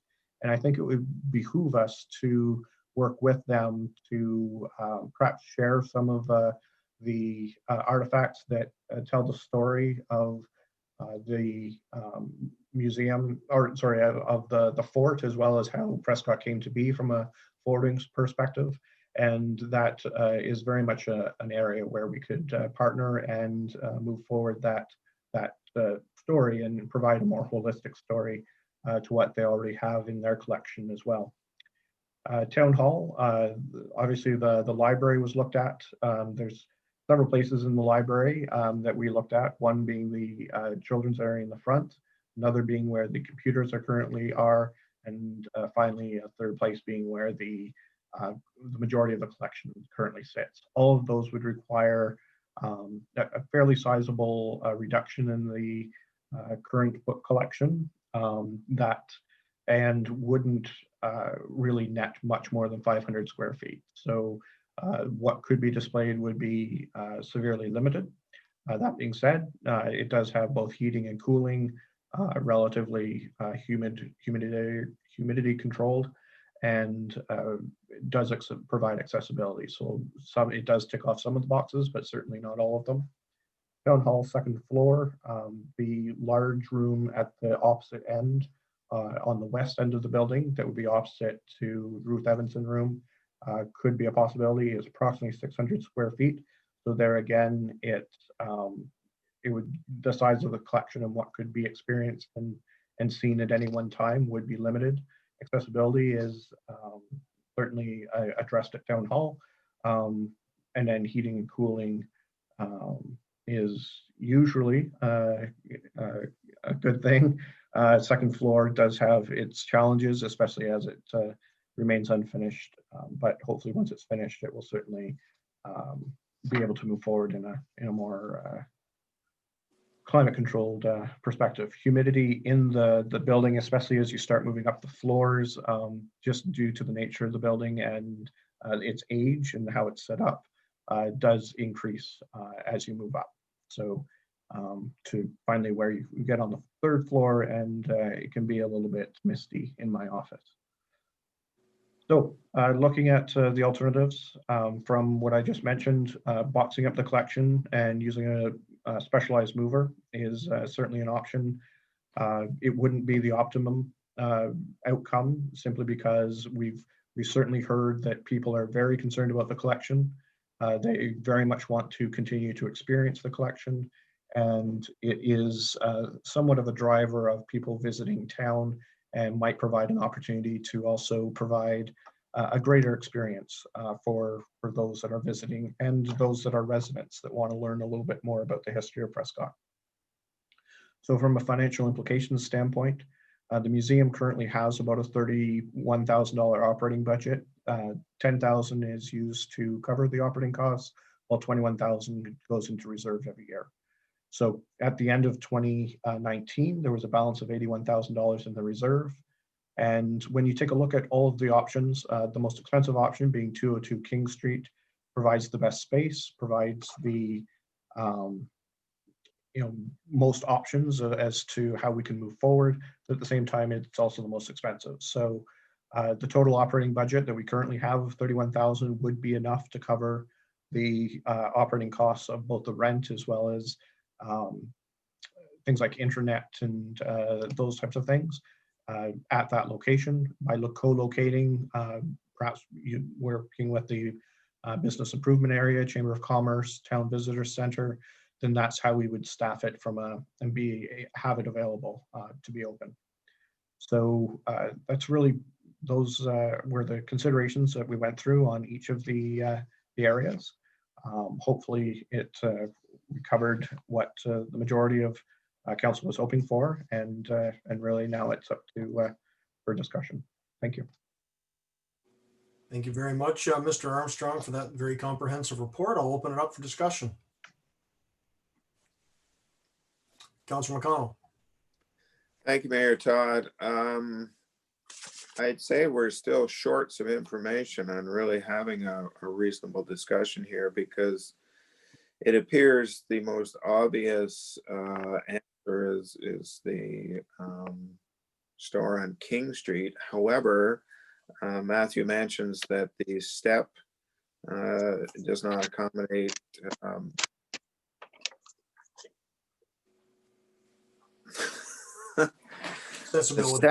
the step coming in is not conducive to handicapped people. It has 2 doors going into it, neither of which are the right size, so it would have to be replaced with a regular door. I understand there's some bathroom issues in there as well. The bathroom doesn't conform or something. And I understand that Shakespeare next door has a leak that's coming straight down from the roof. If this building, or if this store has a leak coming down from the roof, then it sounds like the entire roof of that whole building has a problem. So I think before we were to proceed and actually decide on something, we would have to have some figures as to what it would cost and who's going to pay for it, whether it's the landlord or whether it's going to be us, to transform that into a physical unit that we could actually move into, because we can't move into it apparently the way it is. There's other things involved as well. I don't know whether the ceiling has a proper amount of buffer between it and what's upstairs. Certainly it looks like the most attractive spot as far as size wise goes. The other thing to consider too is, and Matthew has mentioned, that we have a $10,000 budget for the normal maintenance of the existing museum, but we've been putting $20,000 away for many years, and we've got $80,000 or $81,000 sitting there right now. At the end of the day, every year we've had that $20,000 that we flipped over. That's how come we got to the $81,000. That's money that we haven't spent. if we commit the 31,000 to the actual museum every year, then that is a considerable increase of over what we have been spending in the past. So I think all those things need to be considered, looked at, and reported back to us before we make some kind of a decision. And I realize we're kind of under the gun here because, well, if we look at last year, we had a snowstorm the first week of November. We're into October now. So if we're going to move the artifacts somewhere, we should know where we're going to be moving them fairly shortly. So I would suggest that staff do some very quick looking at, discussing with the landlord and see what the actual figures are before we move forward. Thank you, Mayor Todd. Thank you very much, Councilor McConnell. I see Councilor Young, then Councilor Shankar, please. Thank you, Brett. The store was completely renovated and brought up to fire code and building code in the front section of the building. Now, if there's a leak it must be at the back of the building, would it be, Matthew? Yes. So those are new ceiling tiles in that building. If there was a leak, you would see it coming through the ceiling tiles. So I suspect it's only the very back of the building where we were going to build offices that there might be a problem. Having said that, that would be my first choice of all the options on King Street, but I am sorry that we didn't get a more favorable report on the library. I really thought that we could find a spot in the library, but if we can't, we can't. So my next preference would be 202 King, or whatever the number is.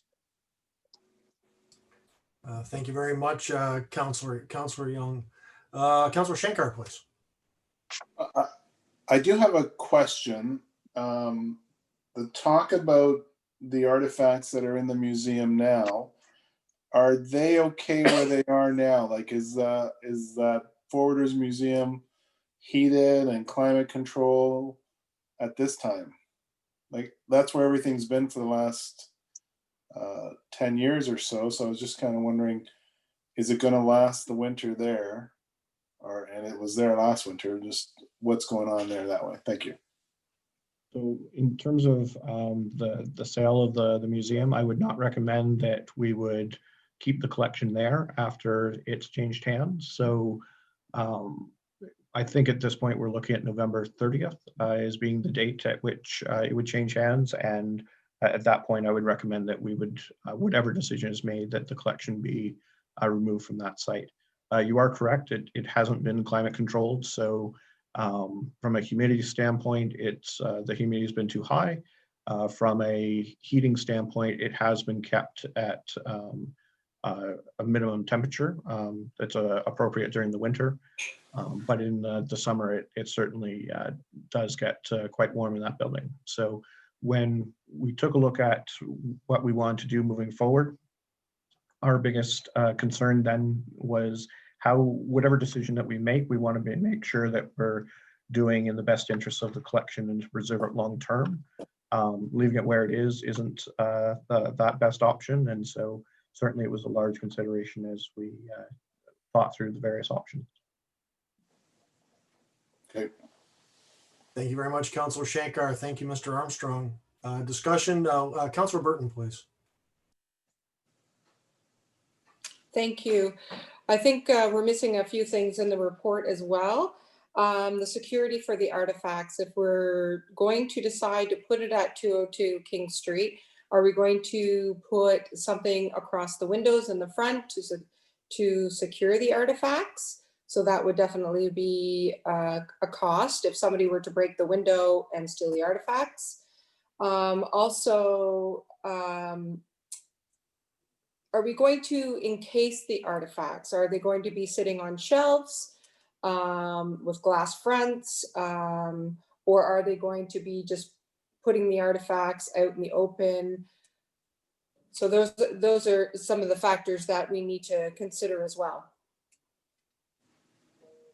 Okay, so through you, Mr. Mayor. So Very in much, terms of the security options, absolutely, we would take every precaution that's appropriate for the collection. So that being security systems, motion detectors, things like that, as well as precautions from both the windows and door standpoints. So making sure that those ingresses and egresses are appropriately addressed. From displaying the collection, we want to make sure that it doesn't have that particular access to where people are handling things. And so a lot of times what you'll see is glass cases, whether it's a taller glass cabinet or shorter ones, that being able to provide that. Something that they do at the Royal Ontario Museum is these really nice wall hanging cases where you might have a particular display of, I think of Mallorytown glass. And so I happened to come around the end of one of the aisles, and they had the whole collection of Mallorytown glass in this beautiful clear glass case that hung right on the wall.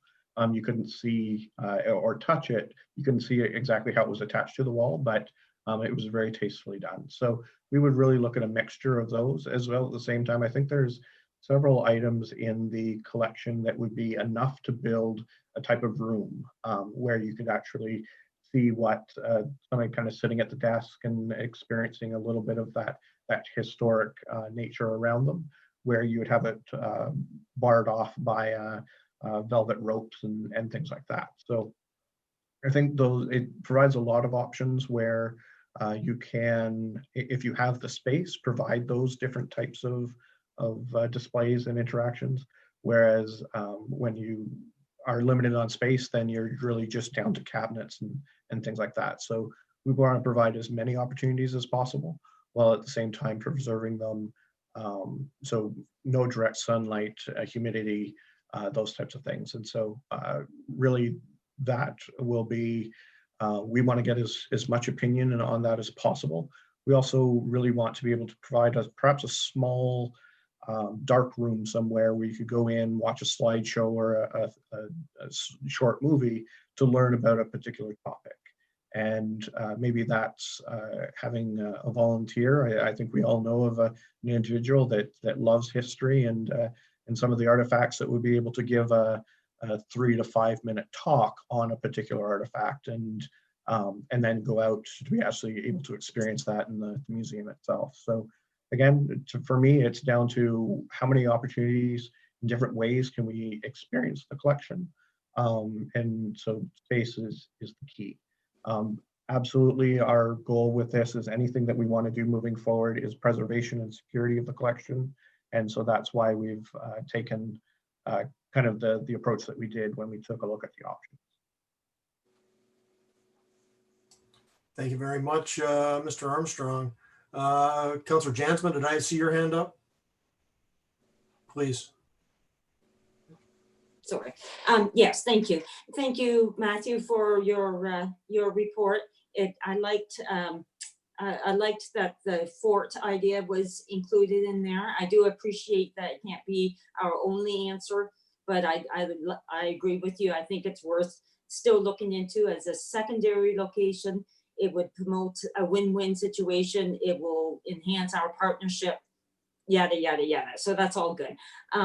I agree that a presence downtown would be an asset for sure, especially, I love the location that's near the town clock, because that seems to be our community square. To include perhaps the BIA, tourism, whatever, will not only solve the staffing issue, but it would also sell it to the public, to those who don't necessarily value the need for a museum. So it kind of, helps cross some T's and dot some I's a little bit. And overall, we're getting, skin in the game of providing a reason to attract people to the downtown. So that's all good.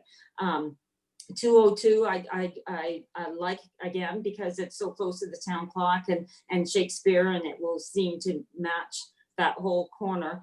I know when my daughter Julia worked in the museum, a lot of the requests were to have bathrooms, the use of bathrooms.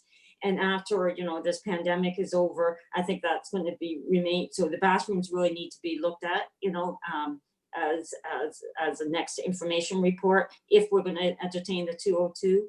And if we are, I'm not liking the 5 years, just because I never like committing the next term to something. But I used to be a landlord too, so I understand that's probably a necessity, but that's something we really do have to then consider or leverage, if you will, and promote as shared cost to having decent bathrooms, to resolving the cooling issue and the accessibility issue. Thank you. Thank you very much, Councillor Jansman. I think the only person we haven't heard from is Councillor Ostrander with his hand up now. And then I'd like to make a couple comments on this, and we'll try to bring this to some sort of resolution. Councillor Ostrander, please. Thank you, Mayor Todd. It looks like we're in a position where we've got a busy 6 or 7 weeks ahead of us to get the artifacts moved safely and without damage or whatever. And if we're moving them to 202 King Street, then I guess it appears to be the odds-on choice. It's just a matter of, I think, taking it in stages. We get them safely moved, and then we consider what they need once they're inside 202. It's obviously not going to be open to the public for a while until we get the whole layout figured out. But it would be my choice as well. I think the downtown thing is obvious. We've had some pushback as to the overall demise of the forwarders, but anyway, I think the move can be done, but it's going to take some tedious planning, I think, to do it properly. Thank you. Thank you very much, Councillor Ostrander. Just got a few comments here myself, and I think because I am going to speak to this, I'll turn the chair of the meeting over to the Deputy Mayor. It's Councillor Young right now, so I may be presenting a motion. So Councillor Young, I'll turn the meeting over to you and ask for your permission to speak on the issue. That would be quite all right, Mayor Todd. Go ahead. Thank you very much, Mr. Chair. I won't get too much into it because we've discussed about this quite thoroughly before, and we've gone around this quite a bit. And I want to thank Matt for the very comprehensive report here. A lot of good information here. I do like the King Street option. I think 202 has presented itself over. There's been quite a bit of research into trying to find a location down there that's good and amenable. And while this isn't perfect, I don't think any option downtown is perfect. I think this though, it has presented itself as a very good one due to location, due to size, and so forth. I think the other options are problematic. The library to me is a real no-go zone. I did sort of touch on the issue with the chief librarian a little bit over the last couple of weeks, as I was quite concerned about where this possibly could be located. And the children's library section to me is, speaking for myself, should be completely off limits. It is still extraordinarily well used in there with story time and so forth, and I really would not like that. Second floor of town hall as well. I think it's out of the way enough that I just don't think we'll get the public uptake on it. I don't think it would work pretty well. The partnership with Fort Wellington, I want to thank Councillor Jansman for bringing that forward. She happened to talk to Dave Travis and Juan Sanchez down at the fort, and brought that up a little while ago, referred it to myself and Matthew, and we've had some interesting conversations with the fort. It's limited what they would do with regards to collections. I know, Matt, you did have a discussion with Juan there, did you not, in terms of what could be utilized? And it's really got to fit with their specific narrative. So it'd be like river and very specific things. So we wouldn't be able to send a whole lot of large artifacts there. And what they'd be looking at is space on the third floor of the blockhouse, which would be basically putting in shelving and just putting the items there. But I do think it's a great idea for a secondary collection that could direct people actually as well. Fort visitors downtown, we could have a little bit of, it's almost like a promotional effort there. Some of the artifacts are there, but for the big show, you could go down to King Street, and that's driving people from Fort Wellington, Parks Canada, right into downtown Prescott. So I think that's got a nice bonus as well. So hopefully something good can come of that. I know both Juan Sanchez and Leslie McPherson, who's not at Fort Wellington now, but is nearby and is pretty much a Fort Wellington lifer. She loves the place and is very committed to doing all she can. And she's going to talk to the new regional superintendent about this as something that hopefully Parks Canada will really take seriously. So I will present, and I'll ask for a second or a motion that I think doesn't absolutely commits us, but it does give staff direction to continue with negotiations and get the questions answered that we need before finally being able to say, hey, we're all good. So the wording of this, and I'll go slowly because it is long, that we direct staff to begin the negotiations towards the establishment of a Prescott Museum and Tourism Information Center at 202 King Street West, and that staff report back to council with a budget, timeline, and all other particulars with regards to this and the moving of the artifacts currently housed in the Forters Museum, and that a dialogue be opened with both the Downtown BIA, Downtown Prescott BIA, the South Grenville Chamber of Commerce for the potential shared use as part of this facility. That doesn't commit us to anything, but it does focus us on 202, and it will direct staff to bring back all the questions and that have been brought forward tonight, particularly by Councilors McConnell and Burton, because there's some very good questions there on the cost, that potential leak in the back of the building, who's paying what, and what the final actual cost for this is going to be. And I think that's a question, something we need to direct staff to have those discussions with the potential landlord. But this does focus us on 202. And if it's absolutely something, though, that is not acceptable to council, it comes back to us for a final vote. So we're always able to, we'll be able to change our minds. So I will present that as the motion. I know it's lengthy and kind of comprehensive, but I tried to leave it very open-ended. So we're not absolutely committing to this. We're just directing staff to focus on this and get the questions answered that were raised tonight. So I will present that as the motion and ask for a seconder, Mr. Chair. Very good, thank you. Do we have a seconder? Michael? I would second that motion wholeheartedly. All right, any discussion on the motion? I'm sorry, I can't see all of you, so speak up. Ray, Yes? Leanne? I have a question. So if it's in the motion, Kimberly, that it's 202, we're kind of committed to that. Through you, Mr. Chair, I think I hear the wording. I don't have the wording in front of you. It was more just giving staff direction to report back on the option of 202. On Am the I correct? option? So- Yeah, get so all the that wording- info and come back. And then once you have all the information, then you can formally vote on proceeding with 202. Once we have Okay. all the information. Is that correct, Mayor Todd? Was that your intent? Yes, absolutely. The wording would be direct staff to proceed with the negotiations toward the establishment of a Prescott Museum and Tourism Center at Tourism Information Center at 202 King Street West. There's no commitment there at all. And the rest of the wording has staff reporting back with regards to budget, timeline. And I think all the questions that were asked tonight, we need to have those answered before we give the final okay and sign on the dotted line. So I think this does leave us wiggle room if we do want to pull out. Thank you. Thank you. If I may, Ray, a follow-up? Go right ahead. Thank you. Yeah, there's definitely some unanswered questions about this building at this time, and the questions that I had about the security and artifacts, and are we going to encase them or not? Is that included in the budget already?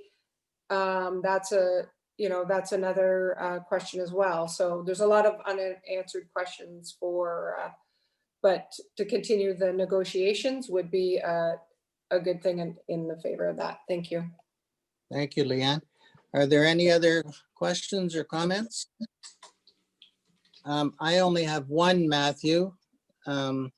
Remind me of the closing date of the sale, please.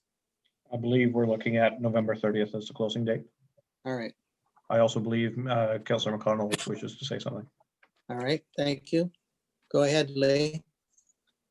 Thanks, Ray. I spent a couple hours with Fraser down at the museum today because I wanted to reacquaint myself with actually what was there. And I know we spoke about humidity control and proper temperatures and all that. And I thought to myself, well, I don't really think we've had all that up to now and all that stuff. So I talked it over with Fraser and we looked at the different stuff, and actually the amount of inventory that needs to be very closely monitored, in his opinion, as far as heat, cold, temperature, is a very small portion of what's down there. And he indicated that 60 degrees is what the temperature's been kept at in the winter. There's no air conditioning in the summer. There's no humidity control, but he didn't feel that it was adversely affecting the quantity of stuff at the museum terribly. So that being said, it is a distinct possibility that whatever we don't actually display in that space could be stored on the second floor of the town hall. There's no point jamming the stuff in there, in my opinion, so that it isn't acceptable view-wise. The other thing that I took away from the meeting with Fraser, and he went through the museum and told me a whole bunch of stuff. I mean, well, you know how Fraser, when he gets going, he talks more than I do, actually. But No. oh, come on, now he does. If given the opportunity. Anyway, what I took away from that is that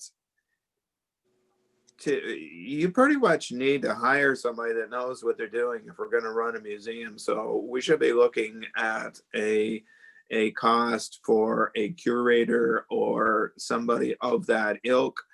And I have a feeling with the quantity of stuff that's there, to get familiar with it, and for the amount that we're going to wind up paying somebody, we're only going to get somebody that's going to be there for a year and a half, 2 years. They're going to be a transient person. So the whole museum thing is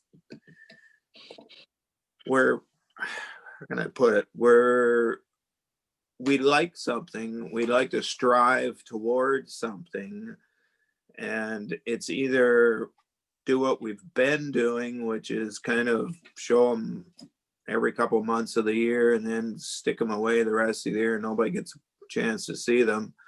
Stick the whole thing away until we decide exactly what we're going to do, or do something like this if we can do it in a reasonable manner. The wording that I suggested, the amendment last week, I think leads very nicely into the wording that Mayor Todd has put forth as far as this motion goes. It does the one thing that I didn't do, which is focus it on one specific location. But in our discussions tonight and in the investigations we've each made, I think that's kind of the direction, that spot that we're leading to. Like Teresa, I'm not really happy about a 5-year lease, quite frankly, because I also hate to commit a future council to doing something that we have decided. But I have a feeling that the renovations, the moving, they're gonna pretty much dollar-wise commit us to a few years anyway, but that's it. I'll leave it there. Thank you. Okay, thank you, Lee. May I just remind everyone that we've committed for future councils to the fire hall, and we will be doing that for the rink and the water tower. So I know it's not quite the same thing, but it's part of our duty to look forward. Was there any other comments? Again, I can't see everybody at the same time, so. Okay, so does anyone require the motion to be read again? No? Then I would ask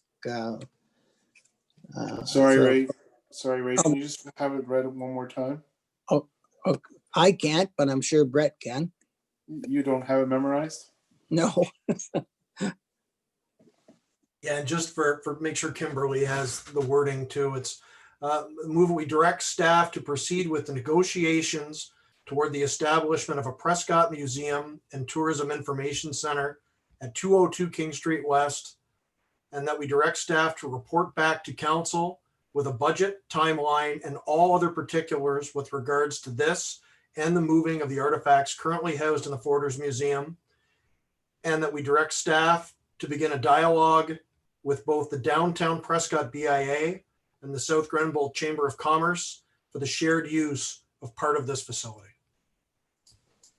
So we're not committing, but it does focus in on the one address, and then we'll see what the numbers look like when staff has time to answer all the questions that we have. Okay, may I call the vote then, please? All in favor? I see 1, 2, 3, 4. I'm voting in favor is 5. And the two ladies I can't see. Teresa's voting in favor. Yes. Leanne as well? Yes. Okay, thank you. The motion is carried. You may have your chair back, Mr. Mayor. You sure you did an awful good job with that? You want to take the rest of this? No, thank you. Okay, thanks everyone. So moving along, we do have 6.3 that staff report 69/2020 on traffic calming measures.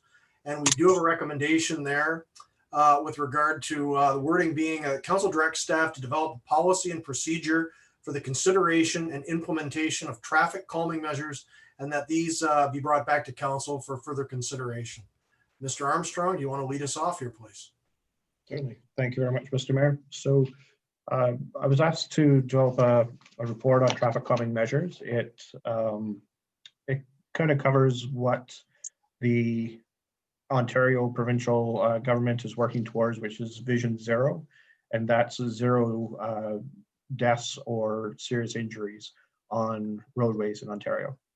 So what we know is that there's certain things you can do from an aesthetics or visual as well as physical perspective to help slow traffic down. And the slower traffic moves through a certain neighborhood, then the higher chance there is for survival of if there is a collision. So we definitely want to provide opportunities for the sharing of the road between vehicles, parked vehicles, pedestrians, as well as active transportation, such as bicycles. And really what you're seeing in here is some of the measures that you can take to help provide for that. So when you get to some of the more specific measures, just adding lines on the side of the road to be able to narrow the lane does provide a visual cue for people to, from a unconscious perspective, to actually slow down because it feels narrower. You can go a step further and actually put bollards in place to actually physically narrow the roadway. Again, when we're visually coming up to that, then you're going to make an allowance to slow down for it. Those are the types of things. There's things known as speed tables or humps, speed humps. They differ from speed bumps in that they're shorter, allow, if you space them correctly, allow emergency vehicles to continue through the area without being impeded. And that's the other thing that we need to consider when making any changes is, does it impede flow from an emergency perspective or from a maintenance perspective for clearing snow, that type of thing. So in here, there's a lot of options. We did base this largely on a report that Springwater Ontario produced a report and did an excellent job of the research. So we adapted it for here in Prescott. And a lot of the things that people have talked about in terms of speeding areas, there are options that we can implement that are included in this report. And so One of the keys is, though, is having a systematic way of determining what is the correct measure and if a measure is required. So with that, this report explains some of the options of what you can do. What we're recommending is developing a policy procedure where if we identify, or if someone from the public identifies that they would like this issue looked at, that we would actually have a very specific way about going about measuring it and determining if a measure is required or if it would be appropriate in a certain area. So really that's what we're trying to achieve through this report.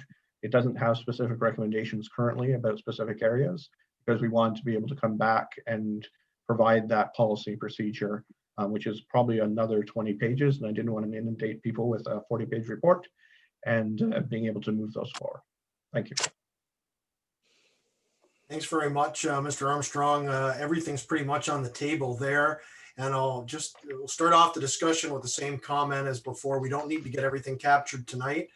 So if anyone has any comments tonight, please, by all means. But also remember that you can email them through to Mr. Armstrong as well, and that will be included on the follow-up report. We want to try and get this one right and be fairly comprehensive with this, obviously, so we don't have to absolutely nail down everything this evening. So with that, I'll open it up for comments, questions with members of council, please.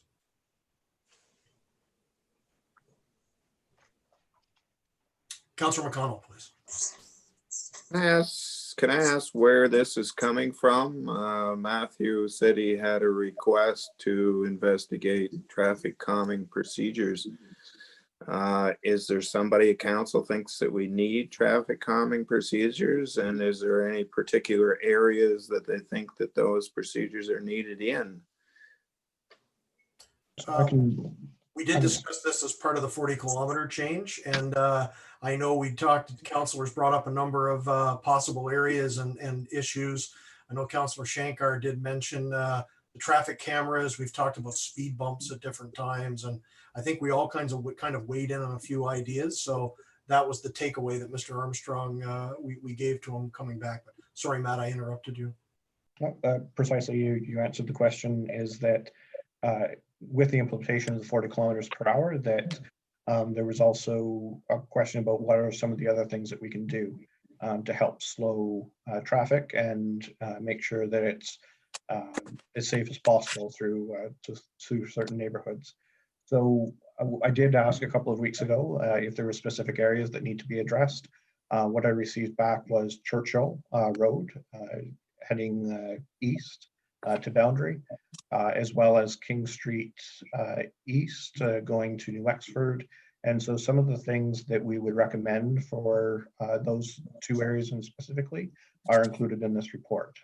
It includes the things like just putting the line down the side of the road and things like that. But we want to provide kind of, here's a full laundry list of things that we could do and that we should consider going forward, so that, because we want to create a policy and procedure out of this as opposed to dealing with them as one-offs. So we thought that was important, and especially from a liability standpoint, we want to make sure that anything that we implement is based in logic and science, because if something does happen in the future, we need to be able to substantiate how we came to that decision.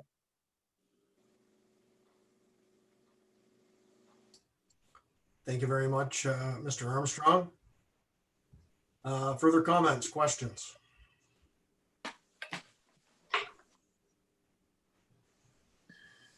Well, not seeing a whole lot, so that's something I guess we can digest as well. We were hit with a pretty good 90 minutes of that service delivery review, so we'll probably all report it out tonight, and I certainly don't blame anyone for that.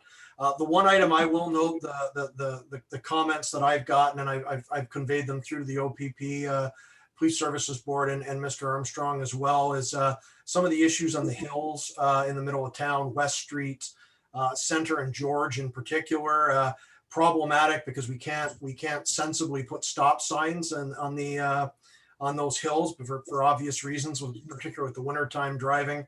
Although we have had requests for that in the past, I just don't think it's very doable. Maybe there are some other options there with regards to those. Matt, is that covered in here under the horizontal obstructions or whatever you call them? Those standees that are in the middle of the road.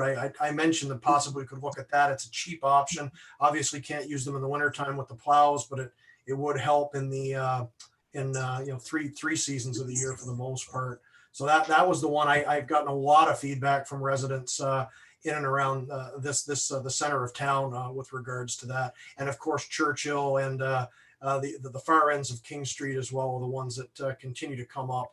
I do think the 40 has been just anecdotal observations. The 40 I think has helped. I think we do see it with regards to, and it's what some people see as a negative. I actually see as more as a positive, is with the more lines of traffic now, rather than seeing people zipping along at 60 to 70. We're seeing little lines of traffic with somebody doing the 40, 45.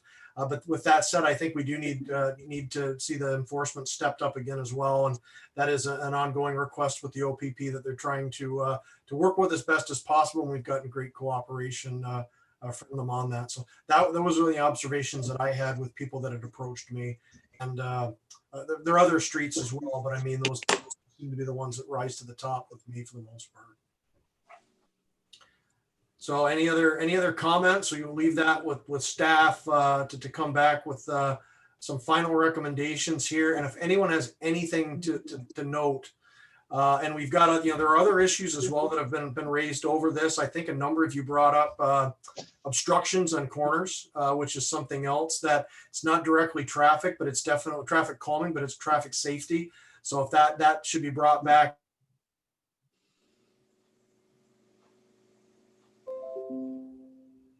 Sorry, I lost my internet there for a moment. But so if that could be brought back as well, would be good for staff. So if anybody has anything that comes up, please forward that on to staff so it can be brought back for the second part of this. Obviously, there's no huge rush with this. We want to capture what the community wants, and we want to capture what council feedback is, of course, as well. So anything further on that before we move on this evening? We do have the motion on the table as well. Did I ask for a mover on that one, or did I didn't? Okay. So if I could have a mover on that, the recommendation that council directs, I see Councilor Burton, she's way ahead of me, direct staff to develop a policy and procedure for the consideration and implementation of traffic calming measures, and these be brought back to council for further consideration. So moved by Councilor Burton and seconded by Councilor Ostrander and about 4 others. Any further discussion? Seeing none, I'll call the question. All in favor? Motion is carried. So thanks for that, Matthew. And if everyone could take a further look into that and try to come up with some specific recommendations, that'd be a very helpful as well. And just communicate that directly to the CAO. And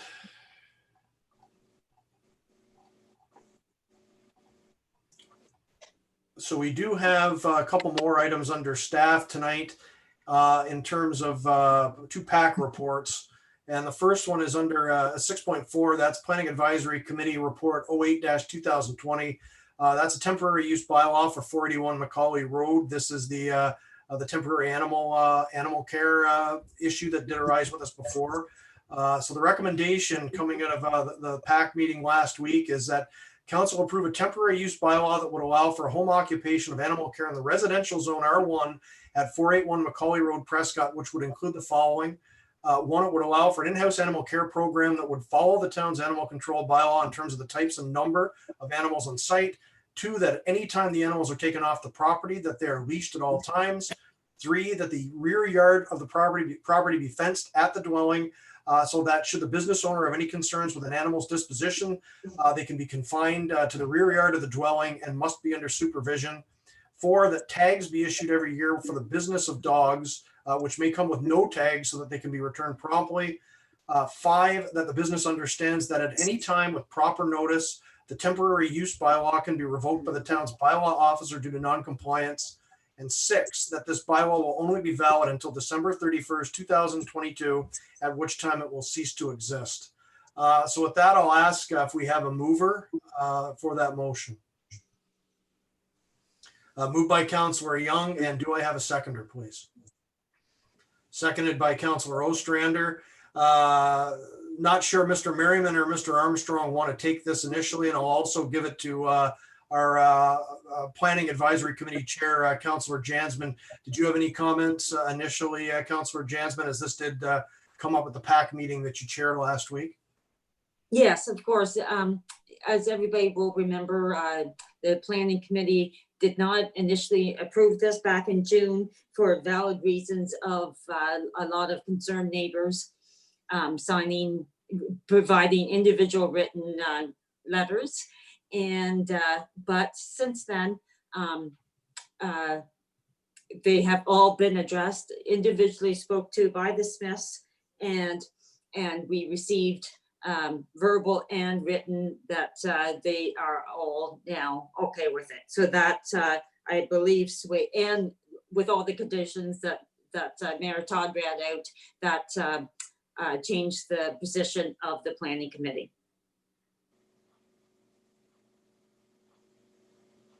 Thank you very much, Councillor Jansman. Turn it over to Mr. Merriman and Mr. Armstrong for any other context before I open it up for council.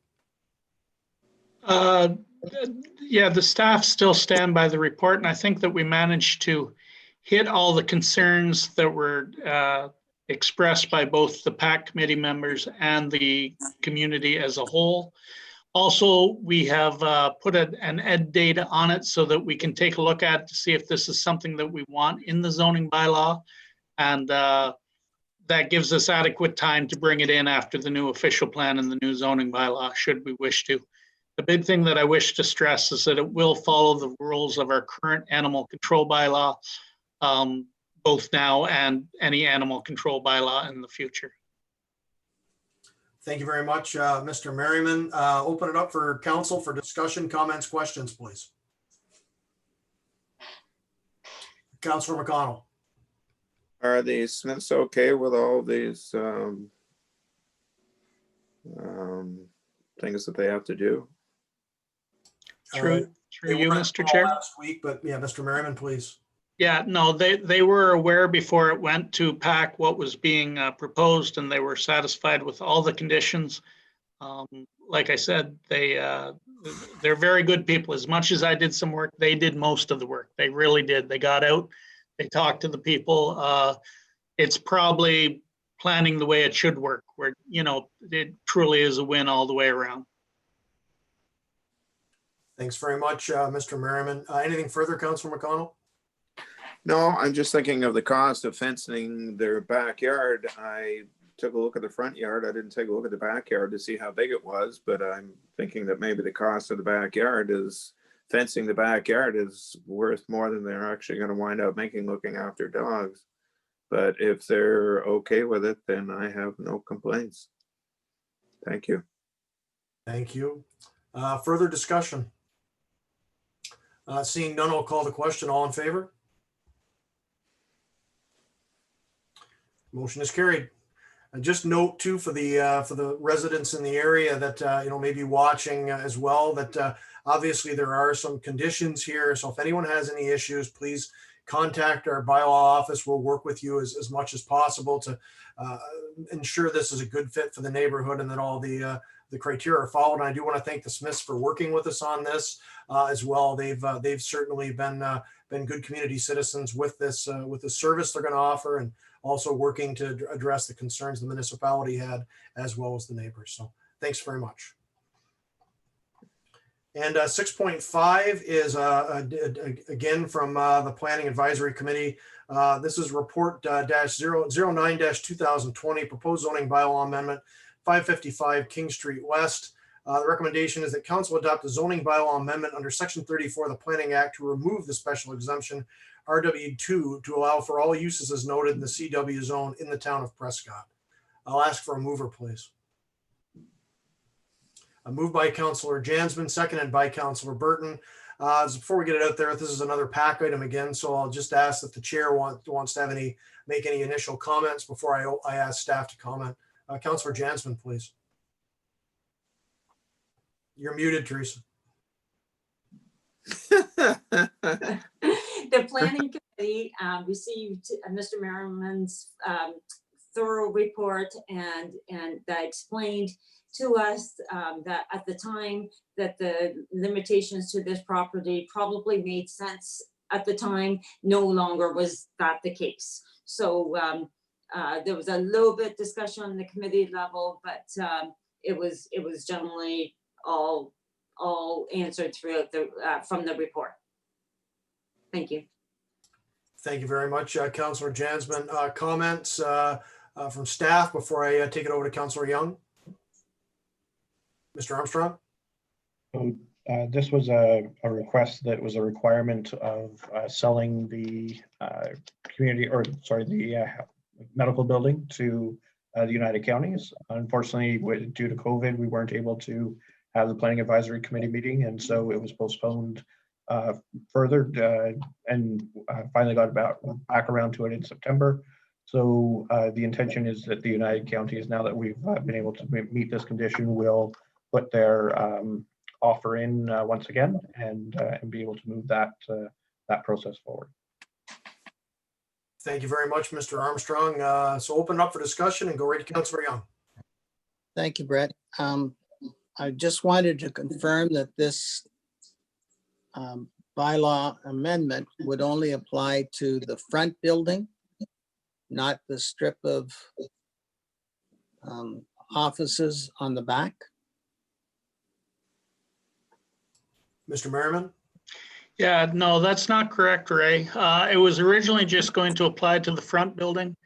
However, the owners at the back reached out to us, at least two of them did, in relation to requests that it be for the whole property. And when a review was done of the file, it became fairly obvious that many of the things that were occurring there, both in the front building and in the back, did not necessarily meet the zoning as it was written. So this is to give a lot more flexibility to things, so that things like the hearing clinic can be in there. Anything in relation to mental health can be in there. Health is certainly expanded a lot more from what the original 3 items that were allowed in the buildings, which was simply a doctor, a medical doctor, a dentist, or a foot doctor.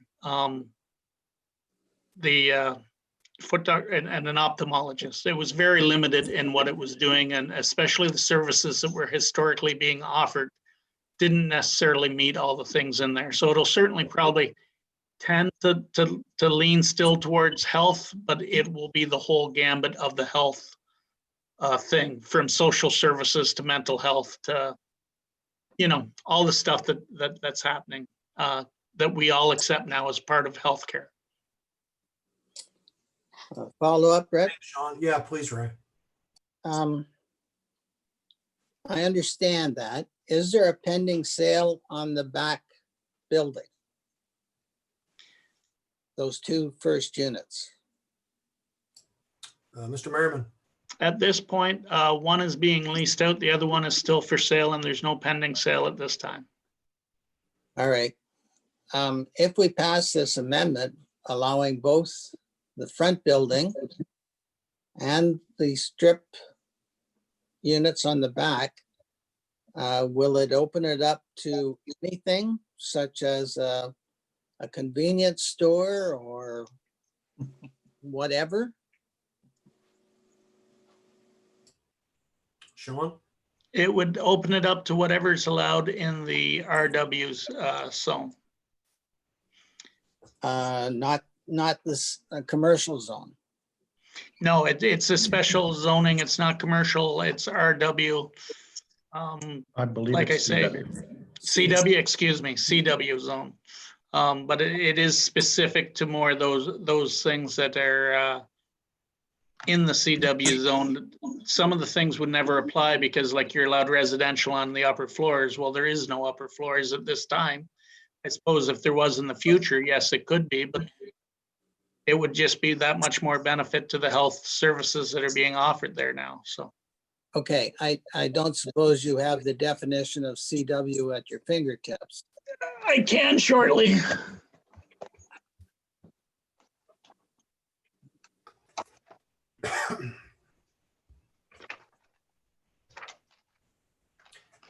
Any other comments, questions while Sean's looking that up?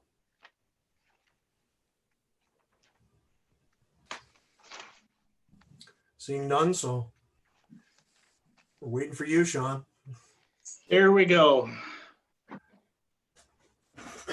So some of the things that would be allowed is apartment, hotel, bed and breakfast, clinic. That's where all the health things would click in. Existing uses on the day of the bylaw that was passed, which doesn't really apply. It would be allowed to be a hotel, a marine facility, a mixed use development, stuff like that. But no, you're not allowed to be a convenience center. Okay, Public park. It does say it could be a restaurant though. all right. Okay, I guess that answers questions. I would be concerned about anything that was in extremely high traffic. There's no parking in the area. It wouldn't make, I should say there is parking in the area, but it's usually pretty full. Anyway, I didn't want it to be wide open commercial. I'd like to see some restrictions on it. Thanks very much, Councillor Young. Other discussion? Councillor McConnell, then Councillor Ostrander, please. Was it the United Counties that asked for this to be changed? And was the reason they asked for it to be changed because of the uses that they're going to give to the front that the building was possibly used for now, but really wasn't zoned for? Is that the whole idea? Yes, Matthew. Mr. Mayor. So you're exactly correct. The intention is to use it for social service type uses. And the stipulation on that particular piece of property is that it could only be used for physician-led clinics or a pharmacy. So even many of the services that we have rented it out for over the years don't apply to that use. So they want to make sure that whatever use they would be going forward with, that it was applicable and appropriate for them moving forward. So they asked that it be changed to meet their use and the zoning requirements.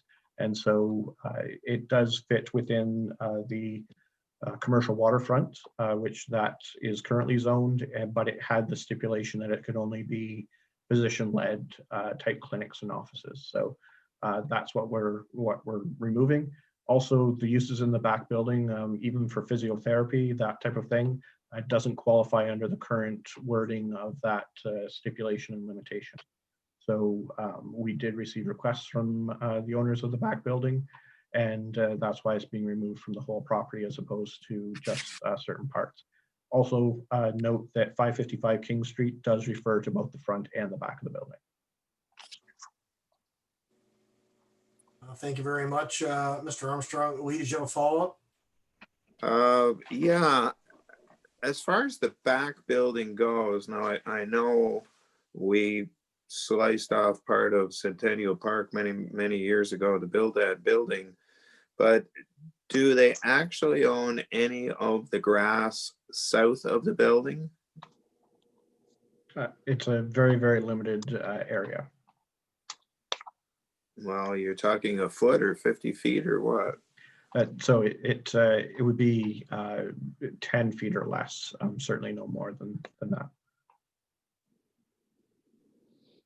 Well, what I'm thinking here is, you know, you could probably make a pretty nice little one-bedroom apartment with a deck overlooking Centennial Park at one of those things. Is that allowed?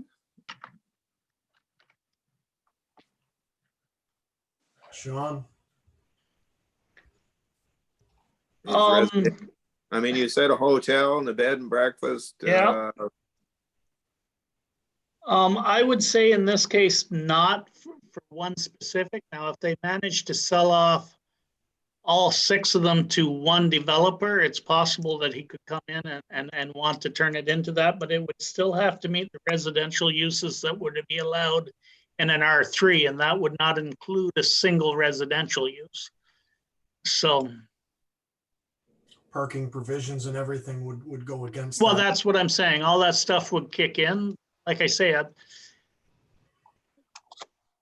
The point is at R3, it would have to be more than even a duplex. So like I say, I'm not seeing a real issue with it unless they somehow manage to buy all 6 of them from the various owners there. Okay, thank you. Councillor Ostrander, you had your hand up, I think. Well, I just wanted to make Councillor Young totally clear that there's no allowances for a retail men's clothing store there.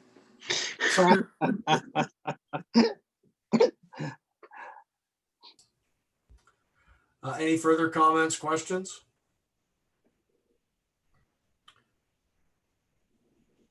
So seeing that, I've forgotten now. It's been a little while. I do have a mover and a seconder for that again, Kimberly.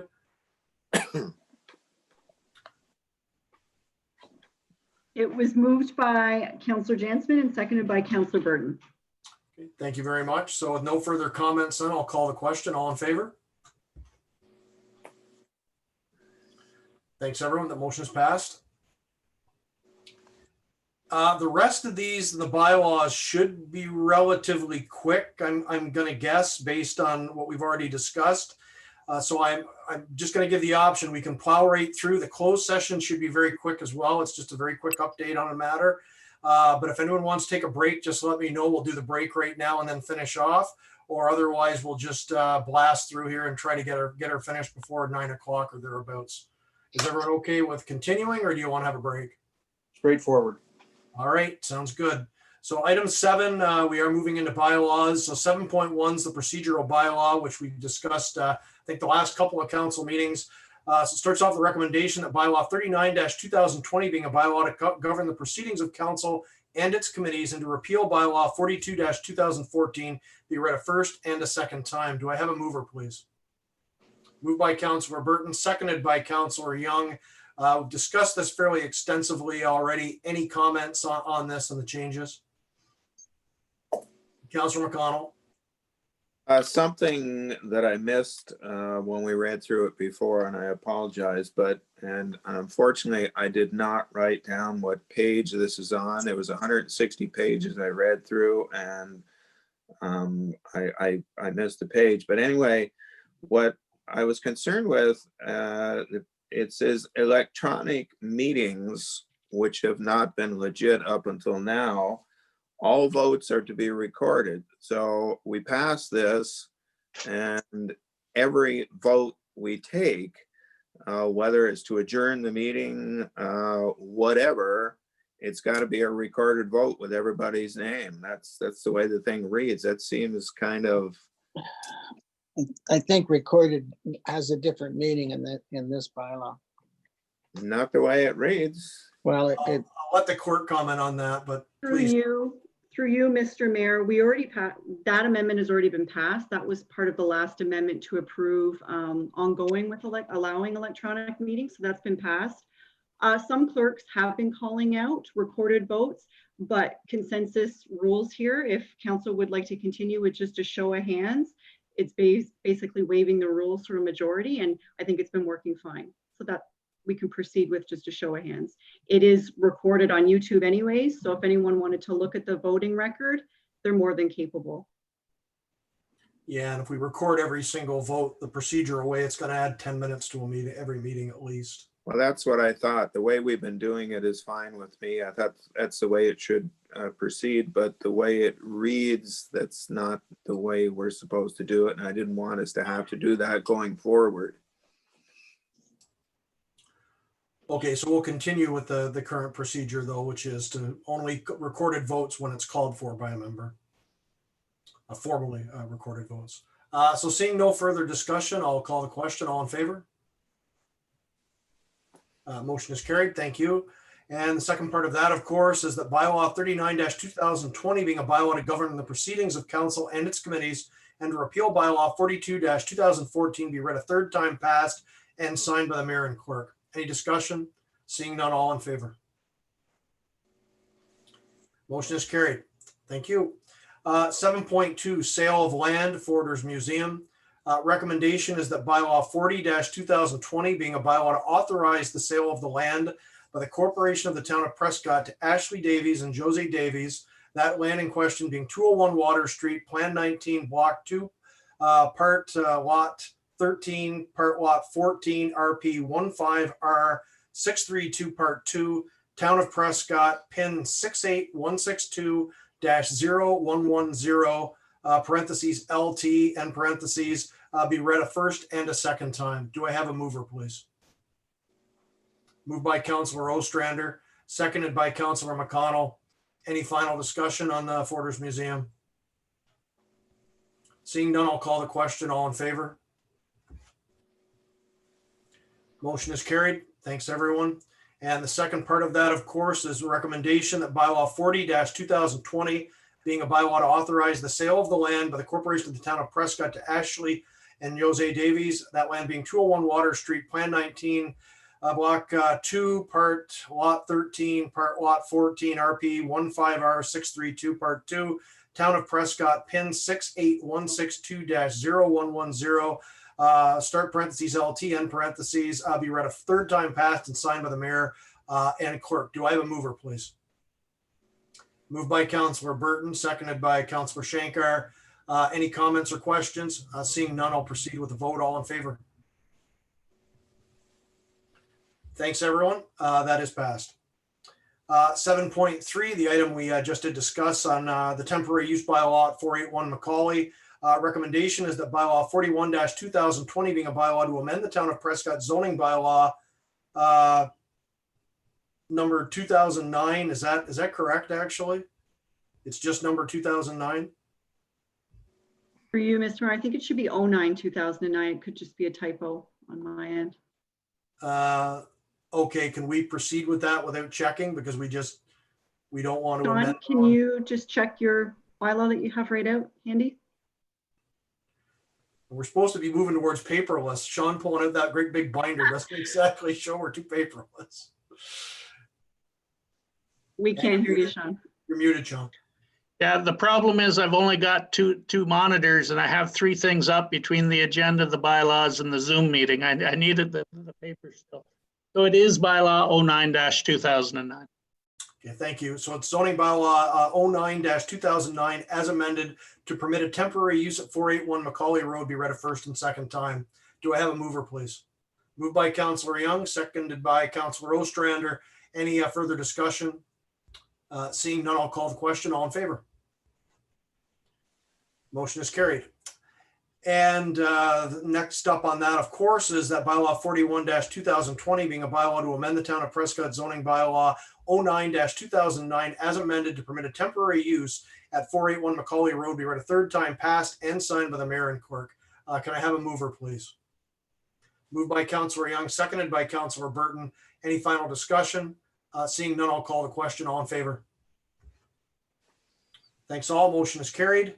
And one more bylaw adjustment here this evening. 7.4 is zoning bylaw amendment for 555 King Street West, which we just discussed. The recommendation here is that bylaw 42-2020, being a bylaw to amend a bylaw number 09-2009 to remove site-specific zoning CW2 at 555 King Street West, Prescott, to allow for all the uses of the CW zone be read a first and a second time.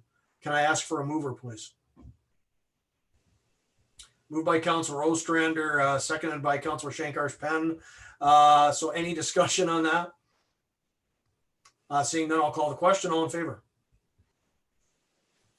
Motion is carried. And last but certainly not least, bylaw 42-2020, being a bylaw to amend bylaw 09-2009 to remove site-specific zoning CW2 at 555 King Street West, Prescott, to allow for all the uses of the CW zone be read a third time, passed and signed by the mayor and clerk. Can I have a mover, please? Moved by Councilor Burton, seconded by Councilor Shankar again. Any further discussion? All those in favor? Motion is carried. And we do have a quick mayor's proclamation under 8 this evening, 8.1 for Ontario Public Libraries Week. Just got to find that.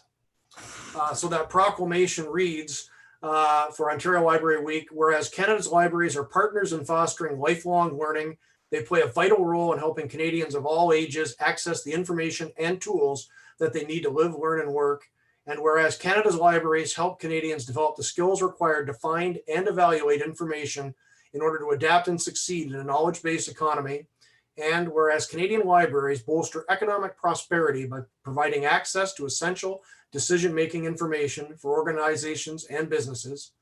And whereas libraries in Canada enhance the quality of life for all Canadians and help ensure that Canadian culture continues to flourish and thrive.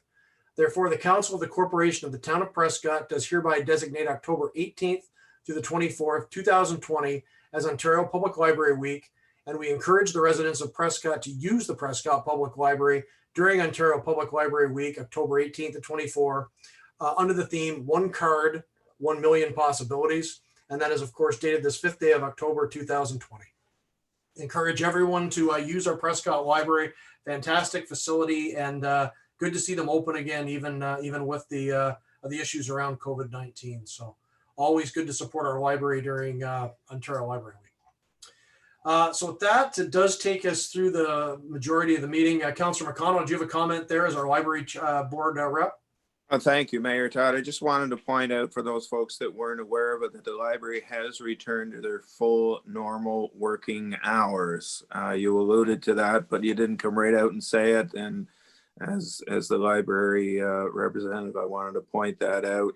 There are restrictions on the number of people that can go into the library at one time, but so far that hasn't become a problem. So come on back to the library. We're waiting to serve you. Thank you. Thank you very much. Good sales pitch, Councillor McConnell. So with that, we will move to 9, the closed session.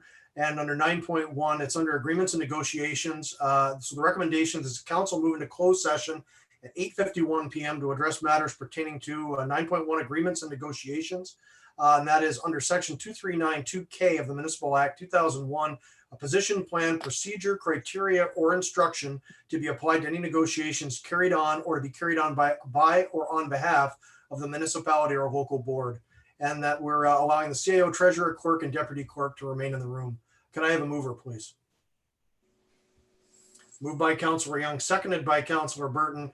I'll call the question. All those in favor? Thank you. So we'll be back in a moment, folks, but we're going to leave the live streaming momentarily.